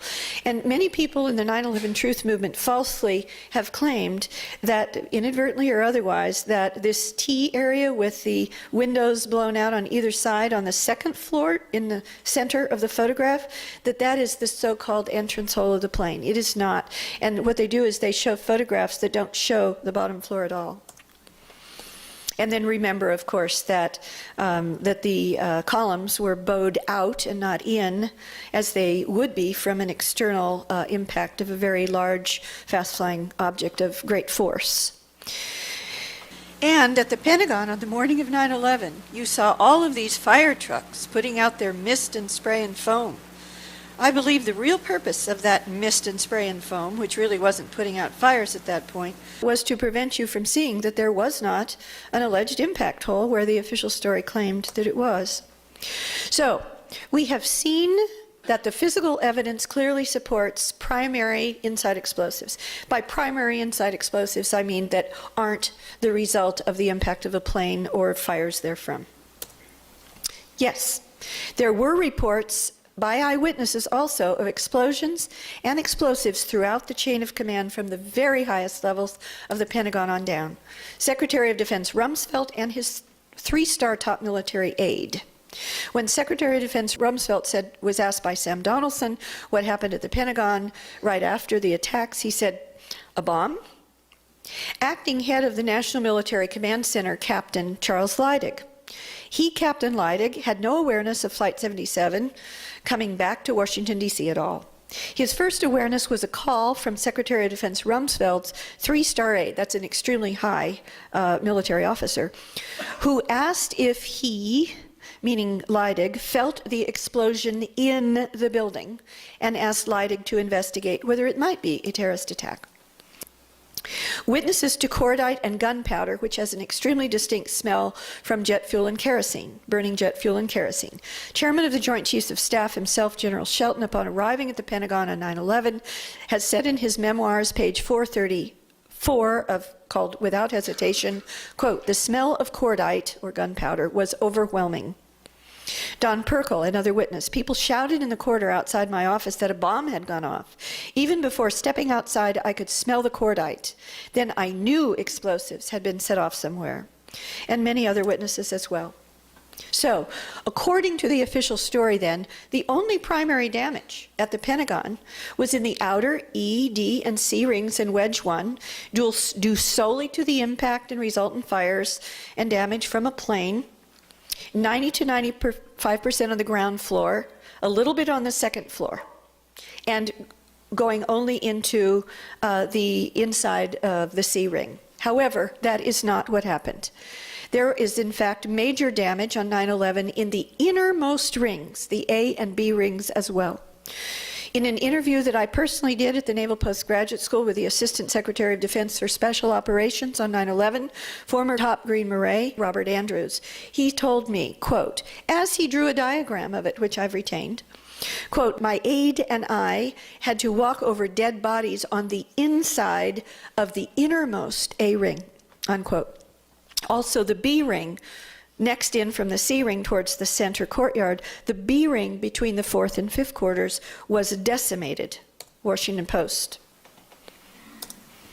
Pentagon rescue team to the Washington Post. On 9/11, its online version, that day of the attacks, quote, "When we got into the building, we started to feel the heat right away, and as we walked deeper down the hallways," deeper means towards the center, not away from it, "it got hotter and hotter, not cooler and cooler. It was just fire everywhere, not so much smoke, but just fire all around us. You couldn't see the plane, you couldn't see anything of a plane, just debris everywhere you looked." And again, deeper means deeper towards the center of the building. And as we have seen, there was a major internal explosion at or just after 9:30 near April Gallup's desk. According to her sworn videotape testimony, April Gallup experienced all of the below at 9:30. The time that a massive inside the building explosion near her desk stopped her wristwatch. This was in the outer E-ring in Wedge 2, which, remember, is at least 150 feet north of where the official story claims a plane hit the wall almost 8 minutes later.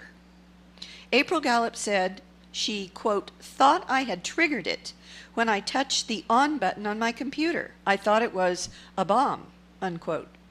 Gallup saw no plane parts, no seats, no passengers, no passenger bodies, and no luggage inside the building. And she said there was no smell of jet fuel and no jet fuel fires that she saw. In fact, the only fires April Gallup said she saw were coming out of the computers, which was also experienced by other inside the building witnesses, for example, by Tracy Webb in the E-ring off of Corridor 4, which was in the alleged penetration path of the alleged plane. April Gallup said the floor was not hot inside the building as she walked out, with just one shoe and one bare foot, and yet the sole of her bare foot was completely unburned, as we're about to see in the photo in the next slide. And in addition, some dozen other inside the building witnesses in the area where April Gallup worked, she meets with them and they confirm her experience. And here's a picture of April Gallup on the lawn. This is what happened inside the Wedge 2 to the north or the left of the center line. And notice that she is not burned, and those are the bottom of her feet. And she has testified under oath to me in a 2-hour under oath videotaped interview and testimony that she lost one of her shoes, and she walked over whatever it was she walked over that was allegedly, according to the official story, burning jet fuel, and she wasn't burned, including on the bottom of her bare foot. On September 11, 2001, I had returned back from maternity leave. I had to get Elijah situated in daycare. I walked into the building. I had to clear Elijah to go to the area. There were some things that they wanted me to take care of prior to me taking him to the daycare. I sat down at the computer to actually turn the computer on. As soon as I pressed the button, boom. So at that particular time, based off what happened, I thought I had triggered a bomb. I was covered from my neck all the way down to my back in debris. My son was completely blown out of his stroller, and some of the floors had collapsed within, and people were trapped in between the floors. My son had stopped crying, so I felt strength out of nowhere to actually low crawl from out under the debris to try to find my son. While I was coming out of the Pentagon, I didn't see any evidence of metal, airplane seats, luggage, nothing that would give me any indication that it was a plane that had hit the building. I lost one shoe, so I was walking through the area barefooted. So I was particularly careful to try to make sure I did not step on anything sharp while I had my son on my shoulder. I did not have jet fuel over my body. My son didn't have jet fuel over his body. The people that I helped didn't have jet fuel on their body. So again, there was nothing on the inside that would give me any indication that there was a plane on that particular day that hit the building. Most of the people that were in the area where I was located, and again, I did ask because maybe I was off in my judgment, but in speaking with everyone, it was conclusive that no one else in the area where I was located had seen any parts of planes or luggage or baggage or anything of that nature. Yes, I believe it's something part of much more sinister, and that's why my goal is to try to push for a federal grand jury so that people can be brought forth for perjury and obstruction of justice. I mean, when you go out of your way to fabricate an official story, when obviously the evidence that appears, whether it's footage or the work that many people have done, shows that the official story couldn't possibly be true, then yes, you should be brought to justice. And when people can come together and feel like they can utilize, human beings as lambs to a slaughter, yes, that's what's unpatriotic, that's what's un-American. We'll turn our own people to sacrifice them for whatever their motive may be, regardless that their motive is of no significance, but the fact that they would use, innocent human beings as lambs to a slaughter to perpetrate whatever it is their cause or motive is. Yes, they should be brought to justice, and it's obvious, that the official story it has been fabricated. And here is an aerial photo showing a large E-ring cavity inside the outer E-ring wall of wedge 2, not just wedge 1, where the official story says a plane impacted and there was later a collapse. April Gallup, also, you should know, for 9/11 truth aficionados, did not walk out of the alleged entrance hole. Of course, there wasn't an entrance hole to begin with to walk out of. But the first official interview that she gave, which was to the Army historians, she stated that she and her son exited through a window behind the Fort Myer fire truck that you have already seen, the back of which was on fire after the white plane exploded there at 9:32 and 30 seconds and stopped the heliport clock at that time. And the Army historians also interviewed the other people that helped her and her infant son out of that blown out window just behind the fire truck. And here you see the fire truck, and you can see the blown out window behind the back of the fire truck. And then just as the outer columns, as we've seen to the right and left of the alleged impact point of Flight 77 in wedge 1, were bowed outwards, not inwards. In other words, consistent with an internal explosion with its pressure wave coming out instead of an external impact by a large, heavy, fast-flying object. Similarly, in wedge 2, further north, where April Gallup worked, a massive internal force thrust office debris towards the outer windows. And you can see them. If this were a higher resolution photo, you could clearly see that this office debris is just forced out of the windows. Windows also first bowed out and then back in. Witness Lieutenant Colonel Victor Correa, who worked in the Office of the Army Deputy Chief of Staff for Personnel, in the direct path of the alleged official story penetration of Flight 77 said, quote, "I noticed the windows going out and then coming back in. We thought it was some kind of an explosion, that somebody had got in there and planted bombs because of that." Army Fort Monmouth TDY auditor Michael Nielsen, whom I personally interviewed, told me, quote, "Hundreds of people raced down the halls past him out the south side exit, shouting, 'It's a bomb, bombs, it's a bomb,' i.e. explosives. And as a plane did not hit at the Wedge 1 impact point, this famous 5 frames video, which we're showing again, is therefore evidence of what? Only of an explosion, or the white plane destruction, not of an impact. There were also multiple primary inside explosions independent of any impact or fires therefrom. We've already seen April Gallup says that her watch was stopped by this massive explosion by her desk in Wedge 2 at 9:30, at 9:31 and 40 seconds. Stopped Navy area clock, which we saw very early with the firehouse clock, and at precisely 9:43, according to the official story, sole survivor of the Naval Command Center, which was the second and third rings in the alleged penetration path of Flight 77, stated at precisely 9:43 was the explosion in the Naval Command Center. At 10 o'clock, explosives went off on columns in the alleged penetration path, and at 9:48 there was another large Pentagon explosion. There were bombs going off inside the buildings over quite a long period of time. This slide shows the relative times of the inside the building explosions at the Pentagon on 9/11 relative to the outside explosions at the Pentagon that morning.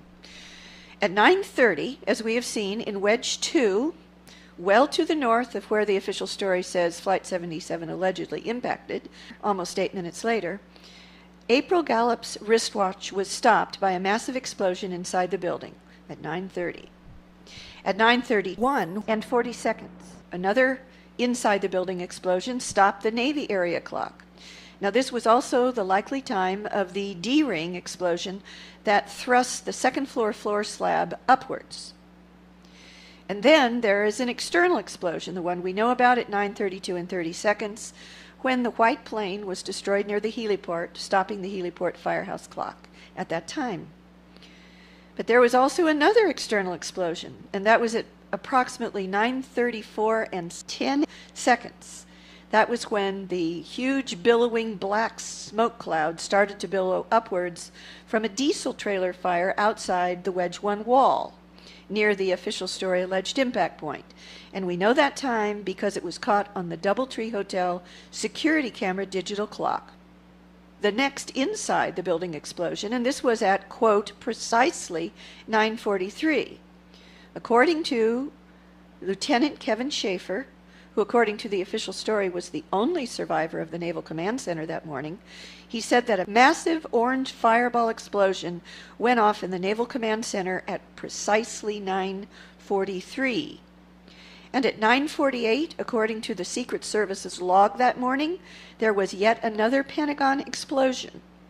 And the well-known explosion at the Pentagon at approximately 10 a.m., explosives likely went off on inside columns in the alleged penetration path of Flight 77, causing the Wedge 1 E-ring collapse over the alleged impact point at about 10 o'clock. The Pentagon also was expecting explosives. According to AP report on 9/11 itself, the Pentagon attack came minutes after Secretary of Defense Rumsfeld predicted there will be another event.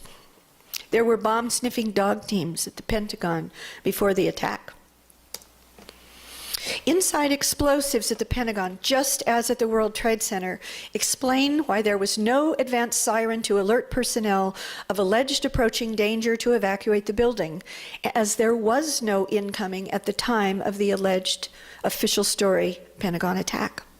The National Military Command Center didn't learn of any alleged incoming hijacked plane until 9:31, after the explosion. There was no way for non-perpetrators of the actual inside job to know the explosives were about to go off in order to trigger alarms and an evacuation. And April Gallup and many others testified there was no alert to trigger them to leave the building to save their lives. Even after Pentagon workers shouted a bomb had gone off, still no alarm sounded, according to Don Perkel. And the chief NBC Pentagon correspondent on 9/11, Jim Miklazewski, I believe, stated at 9:45, still no sirens and no official evacuation order. Primary inside explosions at the Pentagon are absolute proof of what? An inside job. Outside terrorists, whether Al-Qaeda or Santa Claus, could not have done it. Non-insider terrorists would have targeted the easy-to-hit roof or the central courtyard, or the offices of high-ranking officials on the far side from the official impact point, where Secretary of Defense Rumsfeld, Chairman of the Joint Chiefs of Staff, had their offices. They would never have chosen the least populated, only newly hardened West Wedge, which was also the hardest to hit due to many physical obstacles in the path: a hill, an antenna, light poles, a chain link fence, and the 6-foot-high spools. Now you're going to see evidence that some of these, at least some, if not all, of the inside explosives were targeted to take out particular functions and perhaps even individuals. The Naval Command Center was targeted not by a plane but by inside explosives. This is a graphic from the Washington Post immediately after the attacks that was actually titled "The Targeted Ones." And it's a little bit difficult to see, but where they show that the plane, allege that the plane hit at the official story point, then there is that kind of gray, darker gray area, and within that is the Naval Command Center, which is blown up in the legend up at the top. And in the right-hand corner is number 8, which is the Naval Intelligence Cell. And that turns out to be very important. The Naval Command Center official story is that only one person survived, the Naval Command Center on 9/11. That's important because that part was between 2 and 3 rings in from the official story alleged impact point of the plane. It says that only Kevin Schaefer was the survivor at the Naval Command Center. He became a top staffer, I think not coincidentally, on the key 9/11 Commission subgroup that was allegedly investigating the Pentagon attack and DOD's NORAD's non-response, which was the heart of the 9/11 PSYOP, including 3 NORAD versions, at least, as Professor Griffin has pointed out, at least 2 of which must be false, if not all 3. But just briefly, the Naval Command Center cover-up is important because I interviewed Rear Admiral Hathaway, who was in charge of the Naval Command Center on 9/11, and he told me that the official story is not true, that Lieutenant Kevin Schaefer was not the only survivor, that in that little intel cell, he stated that there, in the intelligence cell, which was a hardened room, hardened against bombs itself on the inside of the Pentagon, there were 18 to 19 intelligence officers, most of whom also survived. Why is that not part of the official story? Follow the money. Secretary of Defense Rumsfeld and the Pentagon's comptroller publicly acknowledged the day before 9/11 on September 10th that the Pentagon was missing and could not account for $2.3 trillion. Susan Lindauer has stated publicly at the Vancouver hearings, at which I was also a speaker and an expert witness, that the CIA knew this was actually $5 trillion at that time. The Army Financial Audit Area and the records therein were destroyed in the attack in the area close to April Gallup's desk with those inside explosives that she insists went off right around 9:30. And she also, if you recall, claimed that the only fires she saw on the inside of the E-ring in Wedge 2 were coming out of the Army area computers. Flight 77 not only did not hit the Pentagon, it didn't get anywhere close, and it was never ID'd, ever, affirmatively ID'd, as the eastward flying plane that approached the Pentagon at almost 9:38. With Barbara Olson's phone calls now officially non-existent per the FBI, American Airlines, and the Pentagon, there is, according to Professor David Ray Griffin, and I agree with him, zero, that is no evidence that the outgoing plane, whatever it was, even turned back east. And with its transponder off, Dulles Air Traffic Control had only a blip, never a positive ID, and did not have any altitude or speed, which has been confirmed in a videotaped interview by Secretary of Transportation Norman Mineta. that when he talked to the FAA, to Monty Belger, that Belger said they did not have altitude or speed. And there was a C-130 pilot that allegedly saw the attack on the Pentagon. That is not true. He never ID'd the plane, and he did not see the impact, which can be proven from the now released audio tapes from the air traffic control tower that the C-130 pilot was talking to, and from the radar records. Regarding the plane that took off from Dulles at 8:20, the reason I said, quote, whatever it was, unquote, is because the Official Bureau of Transportation, or BTS, online database statistics for all live civilian flights that flew on 9/11 that morning does not include Flight 77. The FDR, the Flight Data Recorder data fields, also, this alleged flight data recorder from Flight 77 that one group of officials at the Pentagon said was found just inside the entrance hole, and another group of Pentagon officials said was found just inside the exit hole. The flight data recorder data fields that could have positively identified the FDR as coming from Flight 77 or even from any American Airlines plane at all had been zeroed out, and according to FDR expert Dennis Cimino, had been intentionally removed. This is further proof that the flight data recorder data, importantly based upon which the Pentagon has claimed that it learned the time of the attack of almost 9:38 from the FDR. Further proof it was doctored is that the data from that FDR was downloaded 4 hours before the Pentagon reportedly found it. Why the 9:37 and 46 seconds, so-called, I call it the FDR or radar data plane, cannot be Flight 77. At 8:54 and 43 seconds, Indianapolis FAA Air Traffic Control, which was tracking what they believed was Flight 77, began a descent before the official story says it turned back east. And it had already descended, according to the Christian Science Monitor, some 6,000 feet by the time its transponder was turned off. However, according to the official story, to the Pentagon itself, the flight data recorder plane, alleged to be Flight 77, didn't begin its descent until after the turn back east of whatever plane it was, and didn't begin its descent until 9:01. And as the same physical plane cannot do both, the official story FDR plane cannot be Flight 77. Thus, the flight data recorder allegedly found in the Pentagon rubble, whether it was found wherever it was found, claimed to have been from this 938 plane, also cannot have been from Flight 77. So if the FDR plane that approached the Pentagon at almost 9:38 wasn't Flight 77, what was it? Evidence it was a military plane. All of the Dulles air traffic controllers thought it was a military plane.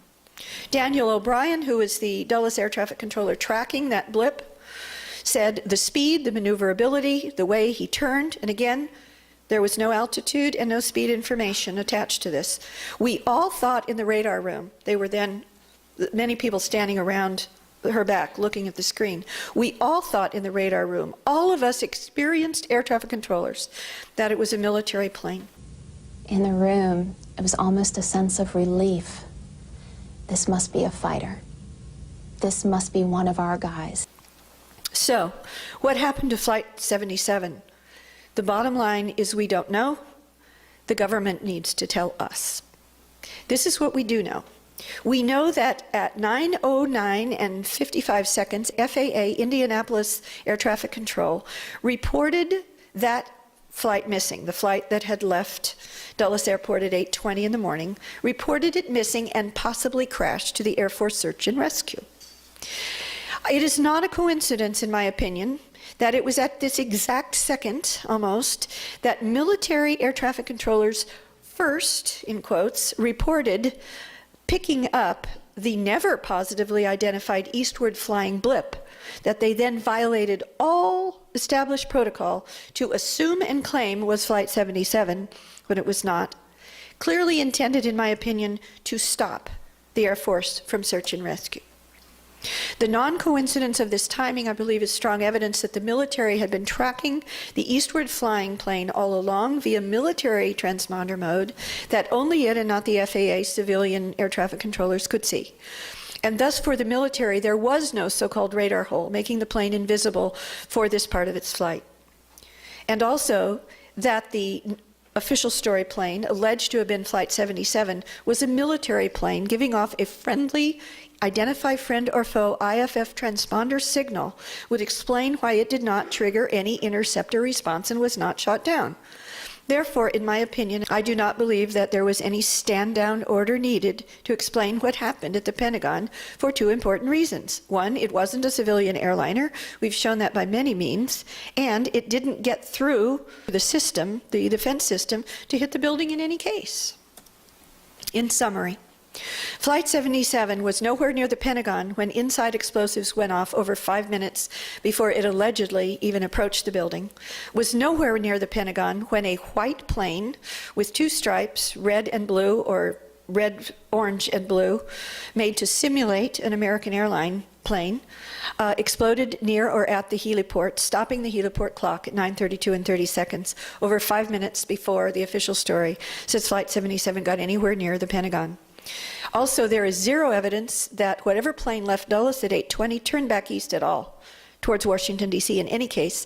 And the westward flying blip was reported possibly crashed by FAA to Air Force search and rescue before it even turned east. And even if whatever plane was flying east had hit the Pentagon, which it didn't, we have proven, it couldn't have penetrated to just the inside of the C-ring, as claimed by the official story, and have caused the massive destruction found all the way into the innermost A and B rings. And finally, the FDR plane, alleged to have been Flight 77, was almost certainly a military plane. The real story at the Pentagon, I believe, I have proven to you, is thus the same as the real story at the World Trade Center on 9/11. That story is pre-placed inside the building explosives with plane approaches and impacts and or destructions of the plane as the cover causes. And inside explosives at both the World Trade Center and the Pentagon can mean only one thing. 9/11 was literally an inside job. How do we identify the operational mass murderers? We would need to know who made and controlled the weaponized military-grade nanothermite that has been found, some of it unreacted, in the World Trade Center dust, number one. And I believe we would need to know who made and controlled the weaponized nanospores in the anthrax letters, which were dated September 11th, after all, and who specializes in nanosol gel processes, which use silicon and silica that are found both in the World Trade Center dust and in the anthrax letter spores. And who would that be? So who could have controlled weapons-grade nanothermite of the signature in the World Trade Center dust? Well, I found out. This is at least one serious possibility. It may not be the only one, but remember, this is an inside job. Quote, from Army Major Doug Rockey, retired director of the United States Army's depleted uranium project, to both myself and Professor Stephen Jones in Irvine, California. I was standing only approximately 1.5 feet from him when he said this. The only guys I know who have this stuff are the golden boys at the Army's Redstone Arsenal. So who controlled the super military grade nano anthrax in the anthrax letters? According to the world's foremost independent investigator of the anthrax letter attacks, Barry Kissin, who is an attorney in the Washington, D.C. area, the answer is Battelle Memorial Institute, which is a U.S. government military intelligence lab, and the CIA, and possibly also the Defense Intelligence Agency, the armies, there's the Army again, Dugway Proving Ground. And I learned from my research that William Patrick, who is now deceased, he was one of the U.S. government's top bioweapons experts, used to work at Fort Detrick also, that William Patrick held the private trade secret, one should ask why private, the private trade secret to the process to create the 1 trillion spores per gram anthrax that was found in the letters. Who could handle military-grade explosives and anthrax that were found in the World Trade Center dust and the anthrax letters? Once they have been created, I would think it would take a military special operators, black ops, trained in super weaponized nanoparticles to set nanoexplosives and deliver nanobiological weapons. This would be a highly trained, highly specialized black joint special operations team, I would think, like in particular the Joint Special Operations Command, JSOC, and that works hand in glove with the CIA's Special Activities Division, which we learned from New York Times articles operate above the law with exemption to execute covert operations inside the United States on behalf of the president. In that time, of course, the president was George W. Bush. But as we'll see, JSOC was actually overseen by Vice President Cheney. The Joint Forces Command also happens to script, plan, and run the military's exercises and war games. And we have seen that on the morning of 9/11, they were running NORAD, Northeast Sector, which was responsible for not responding, that the NORAD's Northeast Sector was running an hijack scenario exercise on the morning of 9/11 itself. And the FAA hijack coordinator on 9/11, who should have been at his desk, Army Lieutenant General Michael Canavan, guess what he'd done just before that? He'd headed JSOC. When Canavan first took the job, only about 9 months before 9/11, he began running and participating in military exercises that, according to FAA Intelligence Division analyst John Hawley, quote, pretty damn close to the 9/11 plot itself. And on the morning of 9/11, Canavan's whereabouts were, quote, unknown, and the 9/11 Commission didn't consider it important enough to ask where he was. Under whose command is JSOC? According to Cy Hurst, Vice President Cheney oversaw the Joint Special Operations Command before and on 9/11. And Assistant Secretary of Defense for Special Operations and former top Army Green Beret, there's the Army again, Robert Andrews, reportedly, according to alternative press, headed Cheney's blackest dark ops under JSOC. Susan Lindauer has sworn under oath that before 9/11, her CIA handler ordered her to threaten Iraq's UN ambassador that if they didn't turn over intelligence about imminent hijack plots with airplanes, i.e. like the 9/11 plot, that the US would bomb their country. And that this threat came from, quote, higher than the CIA director and the Secretary of State, which could only mean the Secretary of Defense, Vice President Cheney, or President Bush. Stephen Piesnik, former Deputy Assistant Secretary of State to 3 U.S. presidents, has stated publicly that he is willing to name under oath to the proper venue the military general who was on Deputy Secretary of Defense's Wolfowitz staff on 9/11, who told him that the 9/11 attacks were a false flag attack. Quote, they ran the attacks, the general said of Wolfowitz, Cheney's aide Hadley, Elliot Abrams, Condoleezza Rice, among others. How did they do it? I believe the evidence shows that 9/11 was a red, white, and blue smoke and mirrors preemptive self-attack, planned and executed under cover of hijack scenario exercises onto which the neocon high cabal, headed by Wolfowitz, Cheney, and Rumsfeld, planned and orchestrated the overlay of inside-the-building explosives to ensure its spectacular success, a la the Reichstag fire, while also taking out targeted offices and functions, i.e. the Naval Command Center and the Army auditors who were trying to track the $2.3 trillion that Rumsfeld had acknowledged to Congress, to Cynthia McKinney's question, by the way, the day before 9/11 was allegedly missing. NORAD's Northeast Sector operational commander on 9/11, Colonel Bob Marr, just happens to be an expert in red team gaming verisimilitude. Verisimilitude is a fancy word for making an exercise or war game seem real. There's no better way to make it seem real than to make it real, is it? To go live. He was an expert in red team gaming verisimilitude and has publicly acknowledged that his Northeast NORAD sector was conducting hijack scenario emergency response exercises on the morning of 9/11 itself. It's in this book, Touching History. Richard Clark revealed to me in an interview I did with him at the Naval Postgraduate School as the senior military affairs journalist there on August 30th, 2010, and I published this on the DoD's website.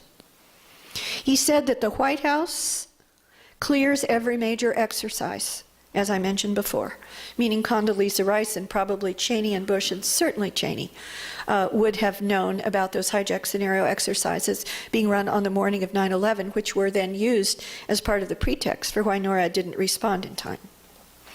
White House approval of hijack scenario exercises being run on 9/11 itself would have to have been known about and approved by at least Rice and Clark. JSOC NORAD exercise scenario planners and executors were the core, I believe, of the operational plot. Why NORAD, which is an Air Force agency, lied at least twice and probably 3 times to Congress, as well as the 9/11 Commission, putting out 3 contradictory timelines of its non-responses of its fighter jets in time. And the 9/11 Commission seriously considered referring NORAD DoD to the Department of Justice for criminal investigation for lying and obstruction of justice.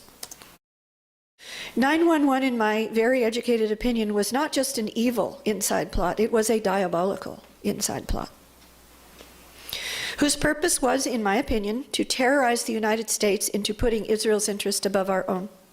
I call that treason. To get the United States military into the Middle East, as Nicholas Rockefeller told Rousseau a year before 9/11. This was a long-time goal of the Project for New American Century U.S. and Israeli Zionists, to effect Israel's goals using American blood and treasure, which is still happening. CENTCOM, which stands for Central Command, the Central Combatant Command of the United States military of the Pentagon, had already, before 9/11, been moved to the Middle East. You would think that CENTCOM would be centered over the United States. Well, one of the reasons for that is, as you have already learned, there was no combatant command over the mainland United States until immediately after 9/11, when they created NORTHCOM for that very purpose. Reported dual Israeli-U.S. citizen Paul Wolfowitz was Deputy Secretary of Defense, number 2 immediately under Secretary of Defense Rumsfeld. Richard Pearl, reported dual U.S. Israeli citizen, proclaimed himself one of the top Project for New American Century Manifesto signatories. He self-proclaimed himself the Prince of Darkness. And he chaired Rumsfeld's Defense Policy Board. If Richard Pearl is the Prince of Darkness, Dov Zakheim is the king. Dov Zakheim is a rabbi and reported dual U.S. Israeli citizen. He wrote a paper advocating a staged catastrophic event to force the United States into war to reconfigure the Middle East in Israel's interest, and presented it to the Project for New American Century before they wrote the Project for New American Century Manifesto. And Zakheim is credited with the actual New Pearl Harbor quote in that manifesto. Zakheim headed all of the Pentagon's accounts as its DoD comptroller under Rumsfeld, as the $2.3 trillion was announced being missing the day before 9/11 on September 10th. CIA whistleblower Susan Lindauer says it was really $9.1 trillion and that it had gone for Israel. Pentagon auditors tracking the missing money, killed on 9/11 by inside explosives in the Pentagon, and the records were destroyed.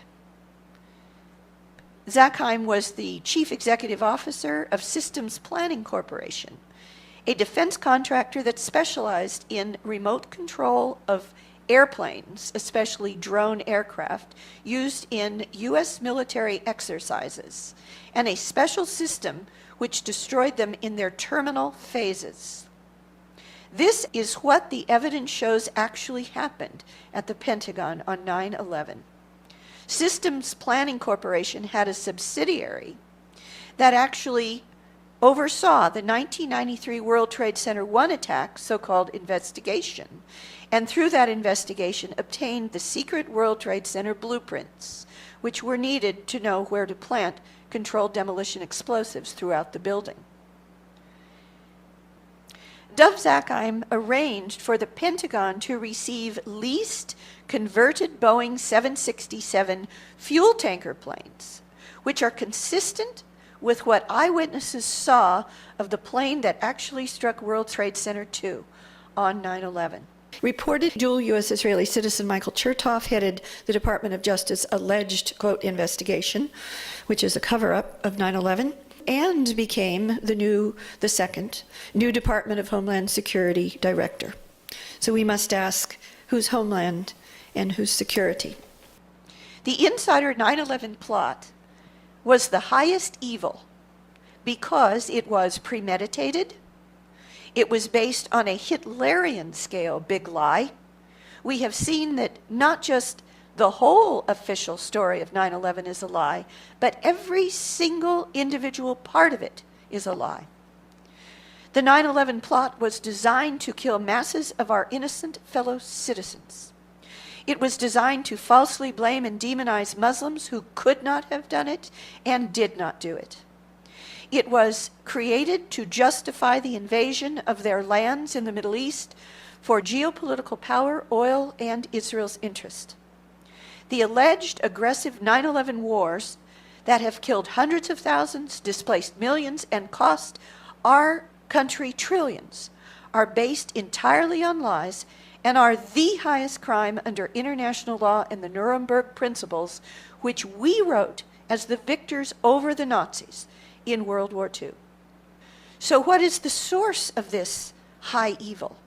Incredibly, it is the mentality of Nazism. So who and what are the neocons really?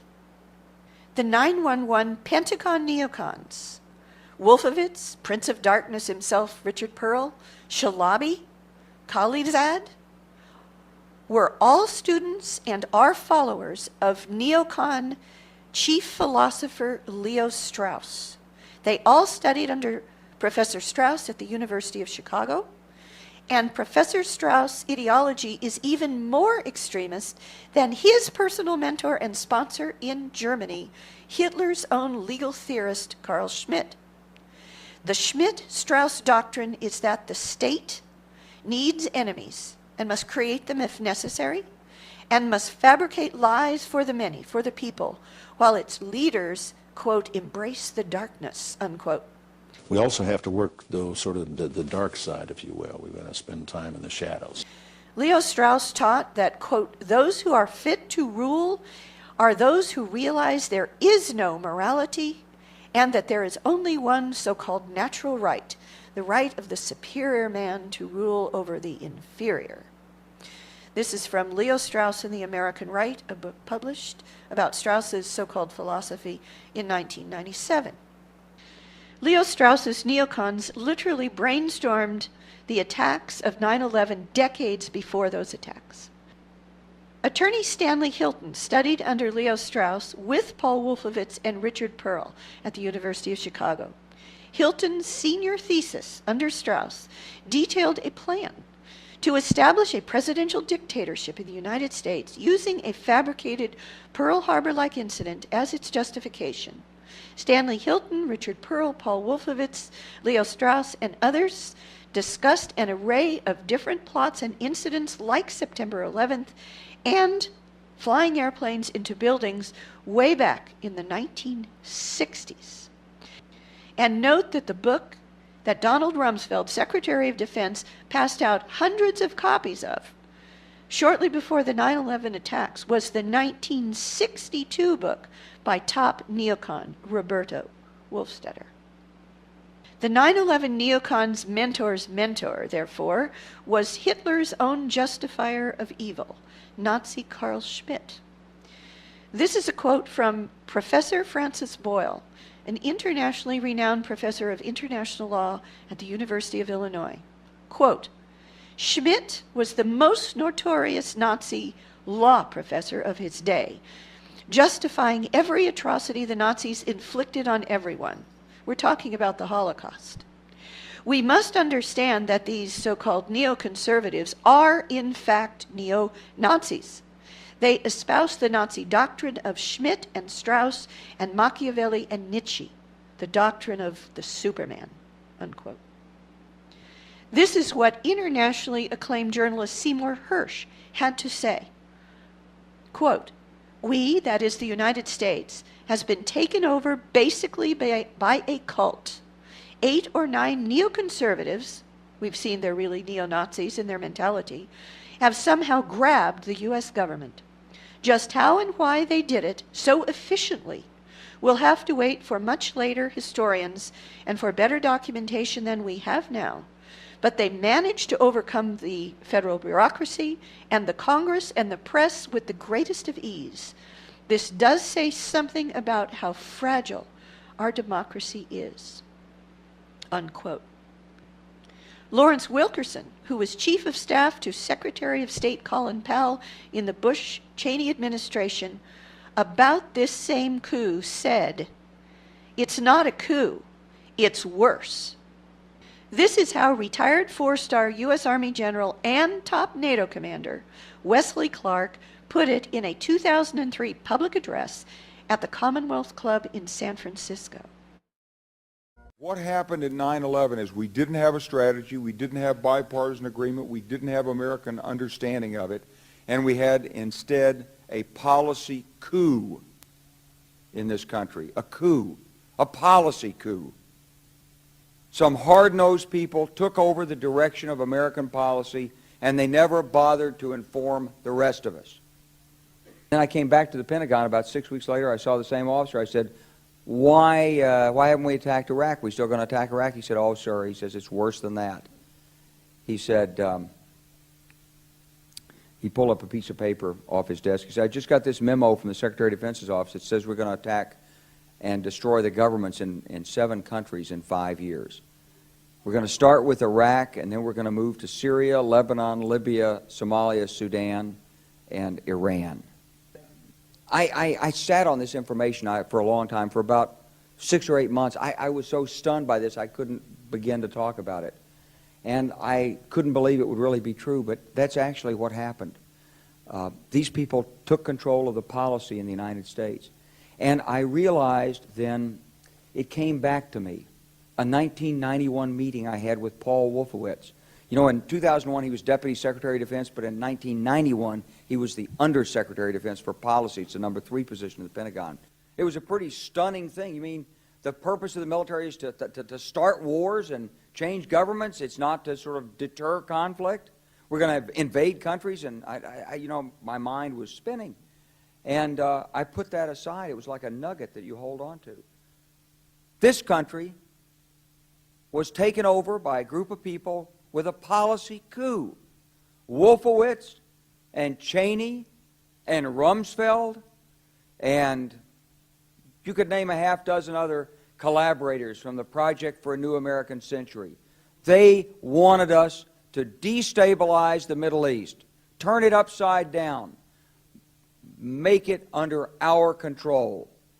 It went back to those comments in 1991. Now, did anybody ever tell you that? Was there a national dialogue on this? Did senators and congressmen stand up and denounce this plan? Was there a full-fledged American debate on it? Absolutely not. And there still isn't. The truth is, our government was and still is penetrated and controlled by a Zionist Israeli 5th column that took over the White House, the Congress, the military-civilian superstructure, key military officers and intelligence personnel, and the mainstream media leading up to, on, and after 9/11. The level and extent of this penetration is unprecedented in the history of the world and amounts to a literal invasion by an un-American and hostile force.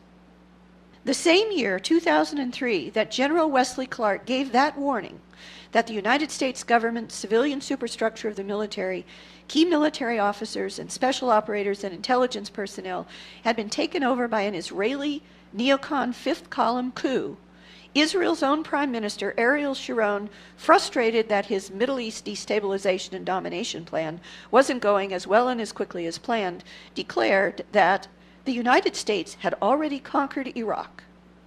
Remember Bush's famous false and absurd premature mission accomplished speech from the deck of a Navy ship that same year, 2003? Ariel Sharon went on that it was time that the U.S. marched against Libya, Syria, and Iran. Note that President Obama has made Sharon's Libya demand already a reality, that the U.S. is now destabilizing Syria by supporting none other than al-Qaeda-affiliated Syrian so-called rebels, and that the war drums are building now for an attack on Iran. I do not believe it is a coincidence that the same lead actor who played in the movie Pearl Harbor, Ben Affleck, that prepared the ground for the American public to accept the, quote, new Pearl Harbor, unquote, meme for the inside job 9/11 attacks, just happens to be the producer, director, and leading actor of the new movie Argo, a transparent piece of Hollywood CIA propaganda which is intended to demonize Iran and prepare the American public to now accept a war against that final nation in the neocons' quickly falling row of Middle East dominoes. Facts alone are not enough. Our 9/11 truth movement, I believe, needs to become the heart and soul, maybe the main impetus of a global truth force movement. And Mahatma Gandhi actually initiated precisely such a movement in India, which he called Truth Force, or Satyagraha, on, coincidentally, September 11th.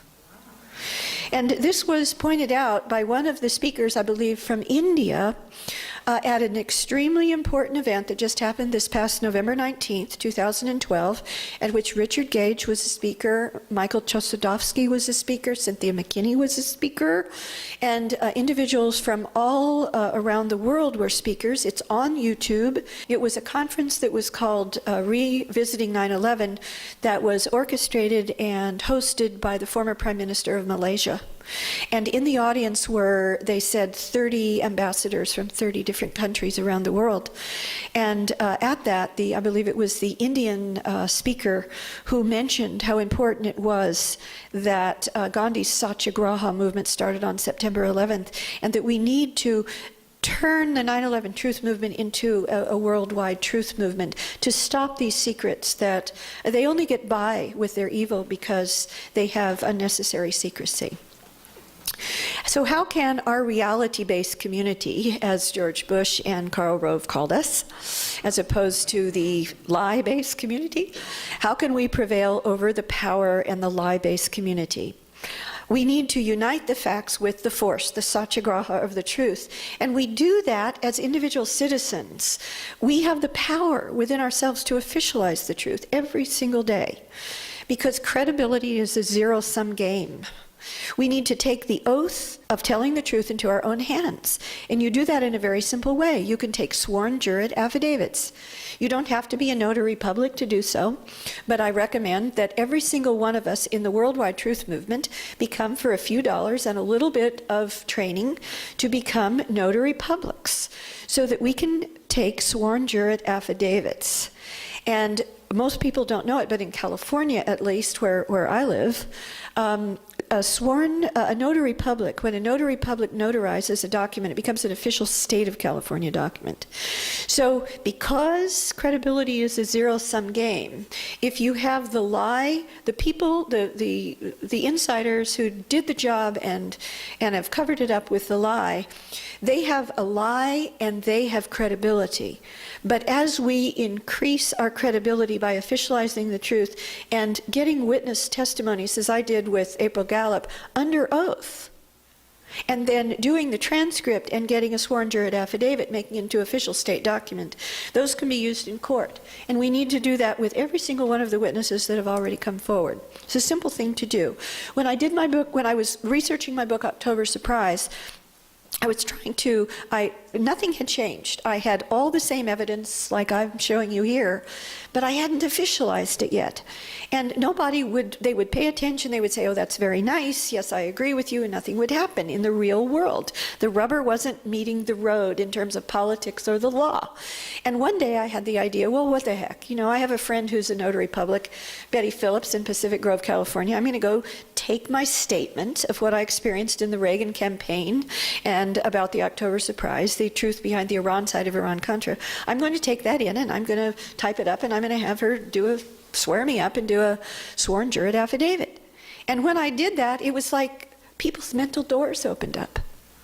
The Democratic Party officialdom, it went all the way to the top. And pretty soon there was a full subpoena power congressional investigation in the House of Representatives. So we need to officialize the truth, and we do that in a worldwide pro-truth movement And we need to do that under the aegis and umbrella of Mahatma Gandhi's Satyagraha movement. Where are we now? I'm just going to very briefly review the major 9/11 truth events of the past year and how we lay the evidential groundwork to bring the real perpetrators to justice.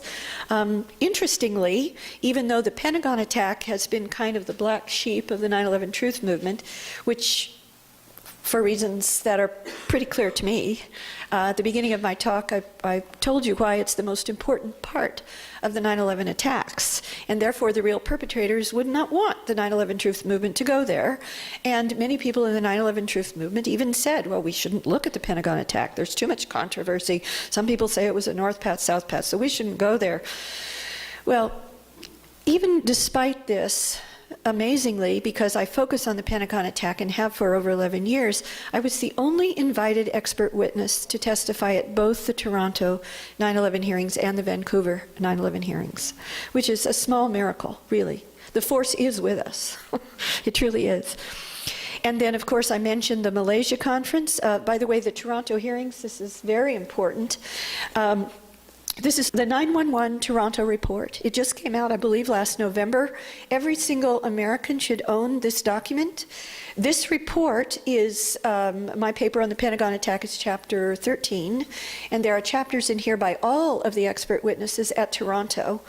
And this cover was intentionally designed by James Gorley, who is the editor of the report and who sponsored the Toronto hearings, which were on the 10th anniversary in Toronto, Canada. He intentionally designed the cover so that at a distance it would look identical to the 9/11 Commission report.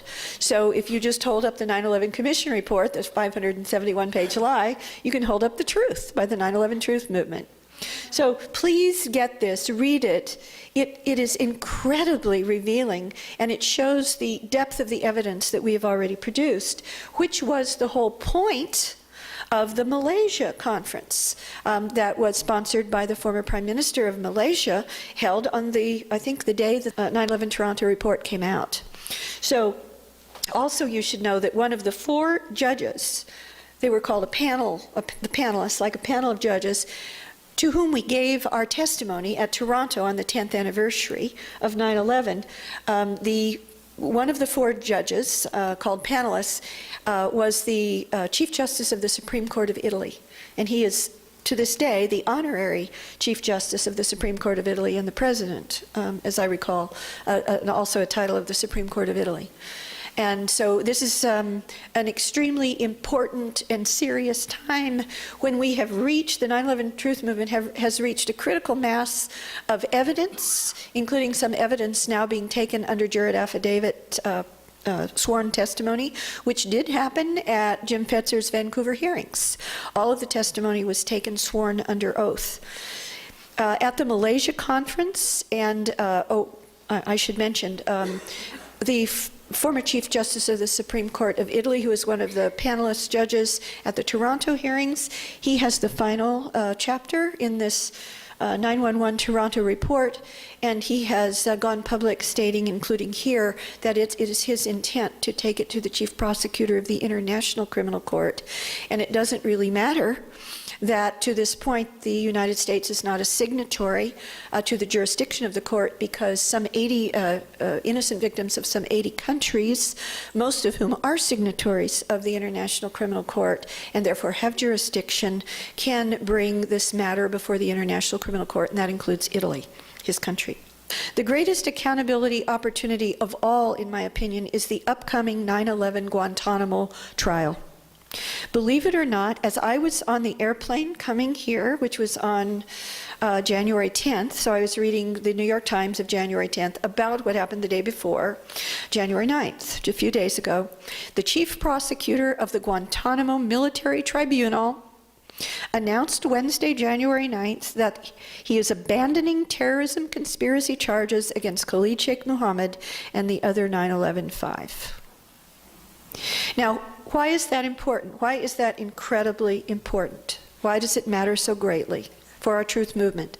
The 9/11 truth movement, as I and others have shown, has proven that although Khalid Sheikh Mohammed and the other 9/11-5 may have conspired and plotted something like the 9/11 attacks, it is physically impossible that they were the actual perpetrators or executors of those attacks. And therefore, the chief prosecutor of Khalid Sheikh Mohammed and the 9/11-5 has just ruled out the only charge that they could possibly be found guilty of under the facts, leaving only what they could never be found guilty of, which is the actual act. This is extremely important, and the 9/11 Truth Movement, I believe, needs to get this report as well as sworn affidavits as soon as possible to the defense attorneys of the 9/11-5. And in conclusion, the 9/11 Truth Movement and we the citizens, we the people, must never give up. If we don't, because this is a zero-sum game, we will eventually win, and the real perpetrators will be brought to justice. Thank you.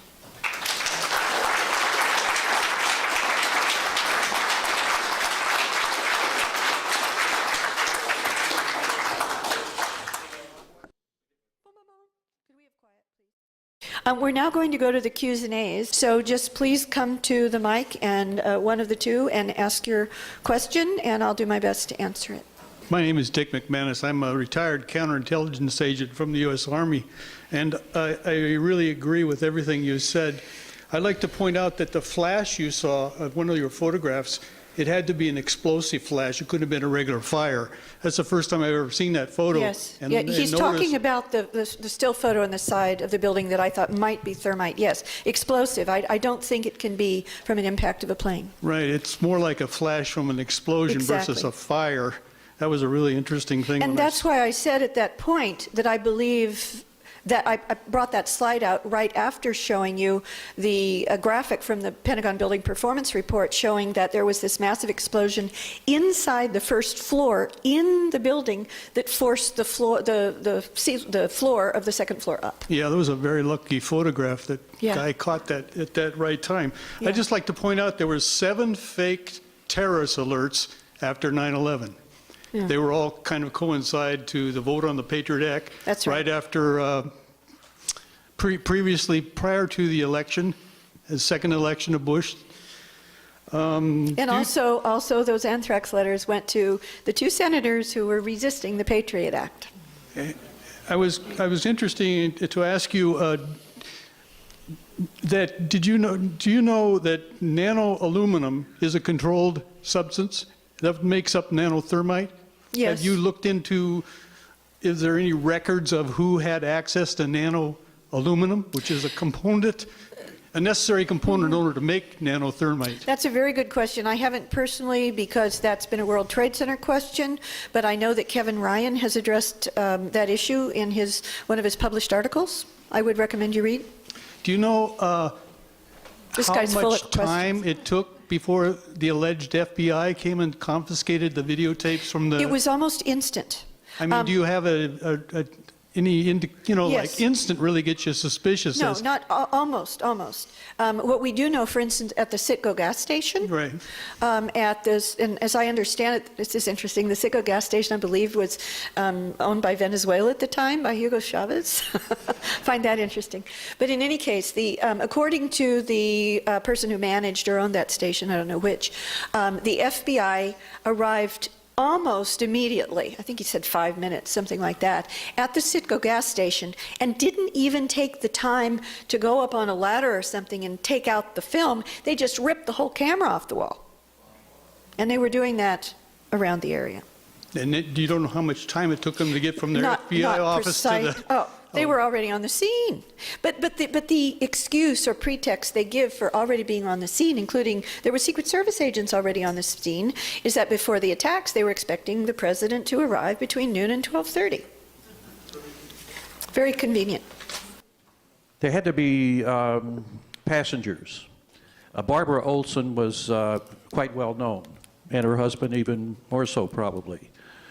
And there had to be relatives and friends of passengers. So what happened to passengers, supposedly, I mean, there should be a whole group of people that want to know what happened to whoever was supposedly on Flight 77. Right.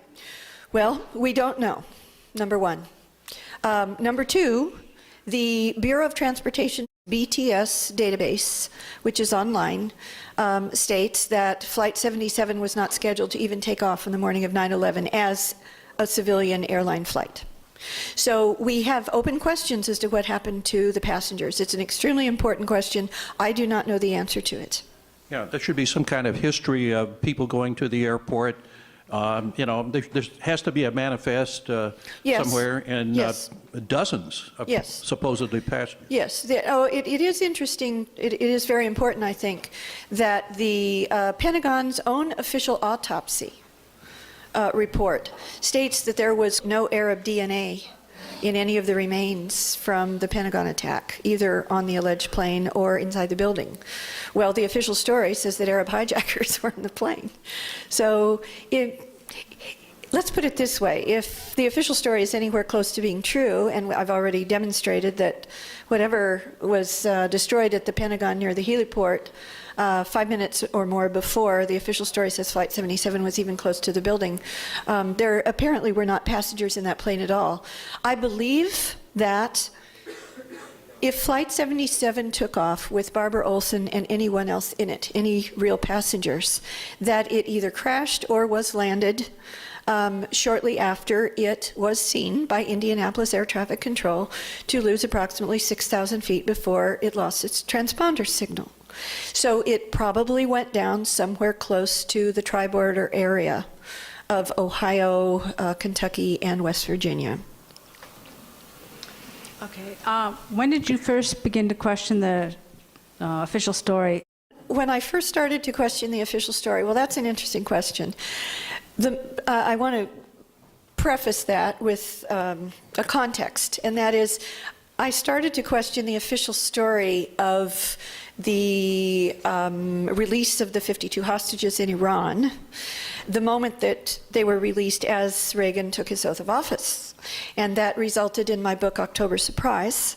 And I actually questioned 9/11 as that we weren't being told the whole story on the day of 9/11 itself. And the red flags went up when I saw on my split screen, I don't remember which mainstream television channel it was, with Bush still sitting in the classroom looking like a deer in the headlights as the other split screens showed Americans jumping to their deaths from the Twin Towers. There was something terribly wrong with this split picture.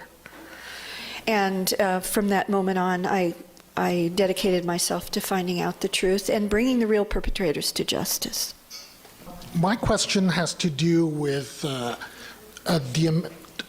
large-scale operation this whole thing must be, you know, in the pre-planning, the wiring of the buildings, of the various part of this whole operation that would involve hundreds, if not thousands, of people, you know. And I can understand, you know, in a military mentality, the need to know and the compartmentalized information is really important, and I can see how people can be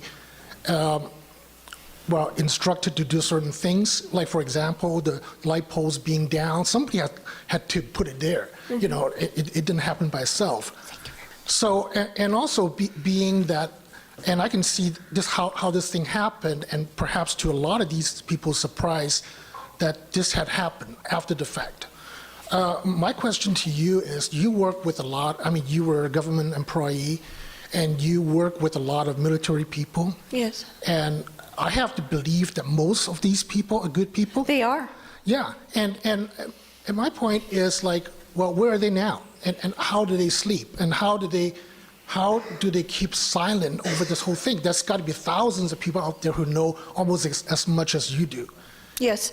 Well, first off, you're talking about what's called OPSEC, operational security, in a highly compartmented black operation.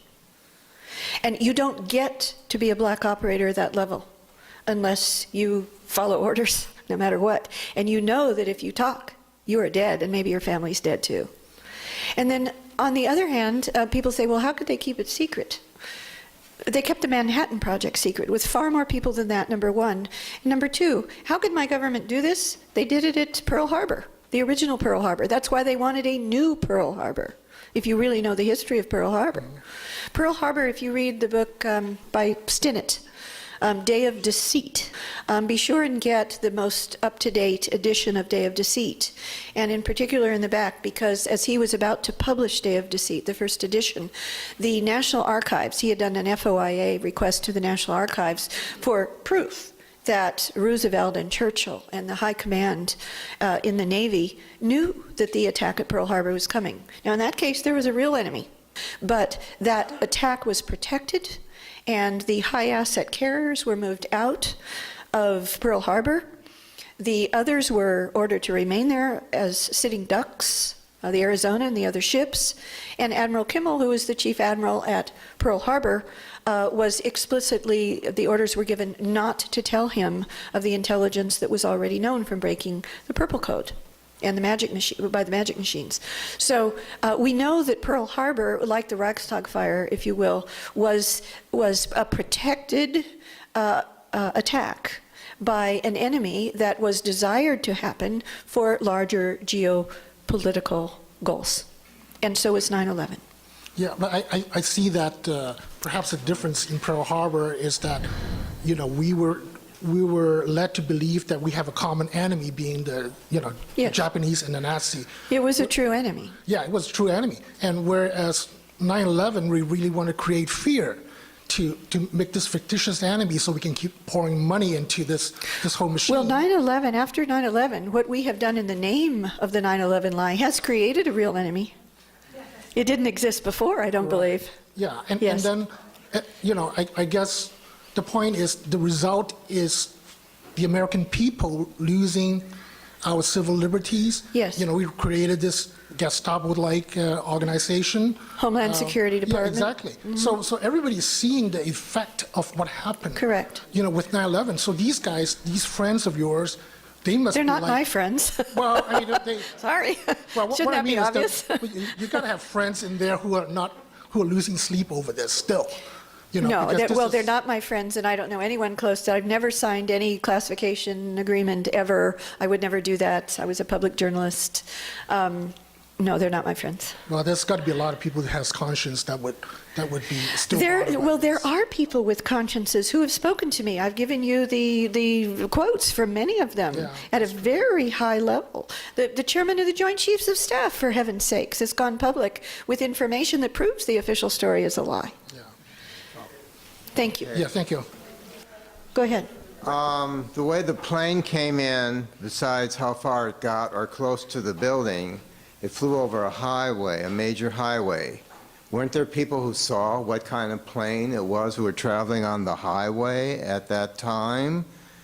And of course, if your point, if there are explosions further in the building or other kinds of explosions, to get the plane to line up with where that would happen, would take a very good pilot to do that. And so the question I would have is, or two, didn't people see this plane who were driving on the highway, what it looked like? And what's said about how a terrorist pilot could line up and even fly into the Pentagon that way? Well, I've just shown you that a terrorist pilot did not fly into the Pentagon, number one. Number two, the official story path is not the way the plane came. And it wasn't Flight 77 to begin with. It was a white plane that was formed and painted to simulate an American Airlines plane.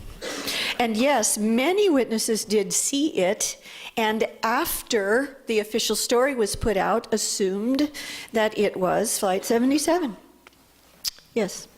You showed, during your presentation, you showed a photograph of a thermite explosion after the impact, and I just wondered if A possible thermite. It was an explosion. It's possible thermite. Okay. I wondered if you knew what the source was and whether or not there's more CATV photographs of the actual incident available. Right. There are only 2 videotapes that the government claims exist at all, and that's under oath by the FBI analyst who looked at all 85 that the FBI says they have. There are only 2, and they were almost identical videotapes from the 2 outside cameras, from the security cameras, and all they show is an explosion. They do not show a plane. That is the only video. The only photograph of the explosion we have is that one photograph that I showed you that appears to be an explosion. It may or may not be the same explosion. It probably is, but we don't know for sure.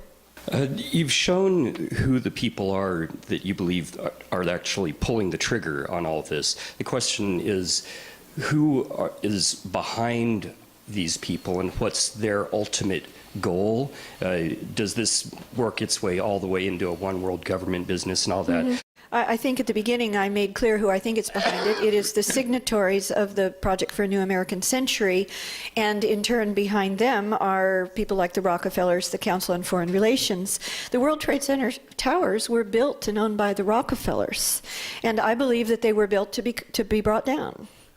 And Rockefeller, David Rockefeller himself, was asked. You can see it. I believe that you can actually see it on a video. But if not, certainly the quote. It's a public quote. He was asked. He said words to the effect, I've been accused of wanting a one world government and being willing to do anything to get it. And then after some more verbiage, he said, well, if that's what I'm accused of, I'm proud to say that it's true. Words to that effect. This was necessary, I believe, in order to justify, after the fall of the Soviet Union, after the fall of the wall, and when they were allegedly a unipolar power before the rise of China and other, as they call them, peer competitors or potential adversaries in the military, I believe that that was the time that the people behind the Project for a New American Century, and they even say so, that they believed that they should strike while the iron was hot, as it were, and have some kind of a pretext, a new Pearl Harbor, to justify an American century. It was called Project for a New American Century, to have a global domination. Yeah, I've thought ever since about a week after 9/11 happened that it was an inside job, and I certainly agree with you on that. And I think it was done in order to get us ready for protracted war in the Middle East, which we've had now. We've been in Afghanistan for 12 years now, and now they're thinking about it. We will get out soon. Everybody's going to go back to sleep and say everything was fine. But the thing is, sometimes it is necessary to go to war, and it's very hard to get the public of this country to do that, which is why... That's why Pearl Harbor was protected. I think why, they let Pearl Harbor happen. Yes. So that we go to war. Facilitated Pearl Harbor to happen. And they can manufacture this Tonkin Gulf incident to get us into Vietnam. Yes. Now, after Vietnam, nobody wanted to even hear about war anymore. Right. But now after 9/11, people were hot. Let's go get those bastards. But that was the whole point. Okay, but the thing is, so why is all this being done?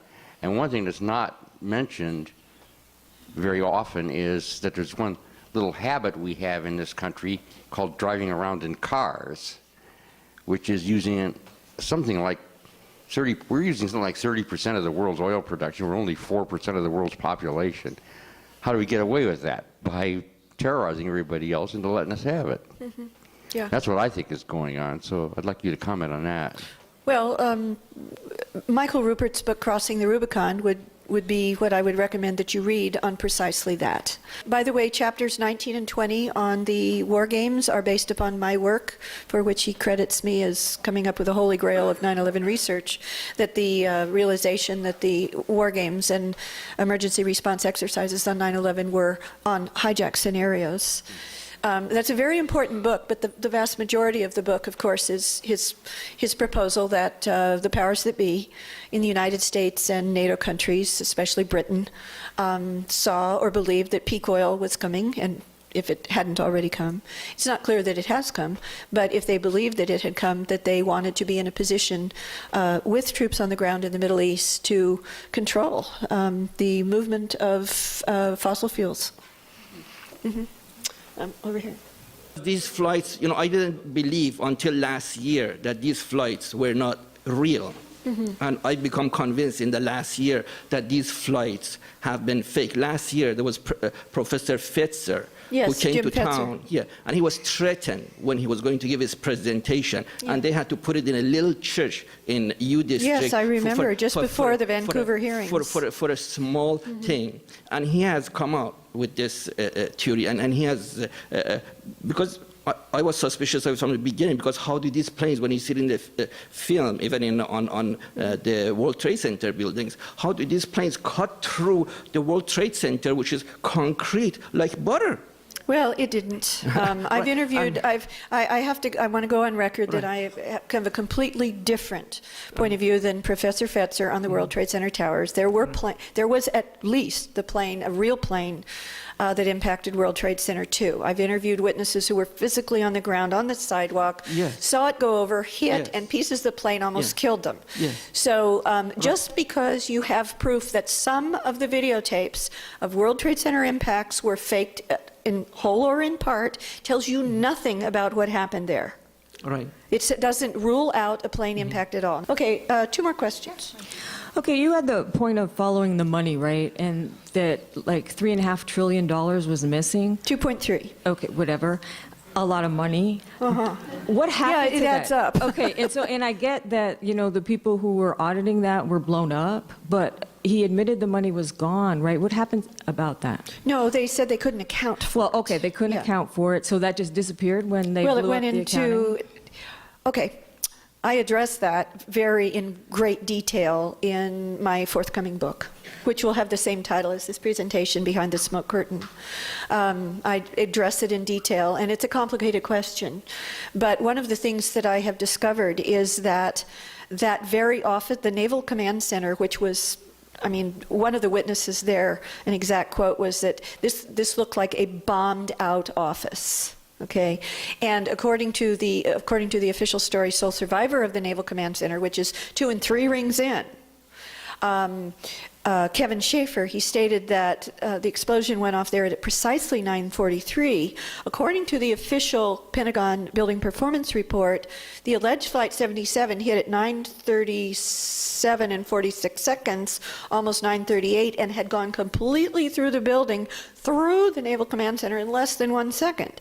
So by 9:37 and 47 seconds. So you've got many, many minutes before Kevin Schaefer says a bomb. He doesn't say bomb, but he says there was an explosion there, and it was described as a bombed out office space.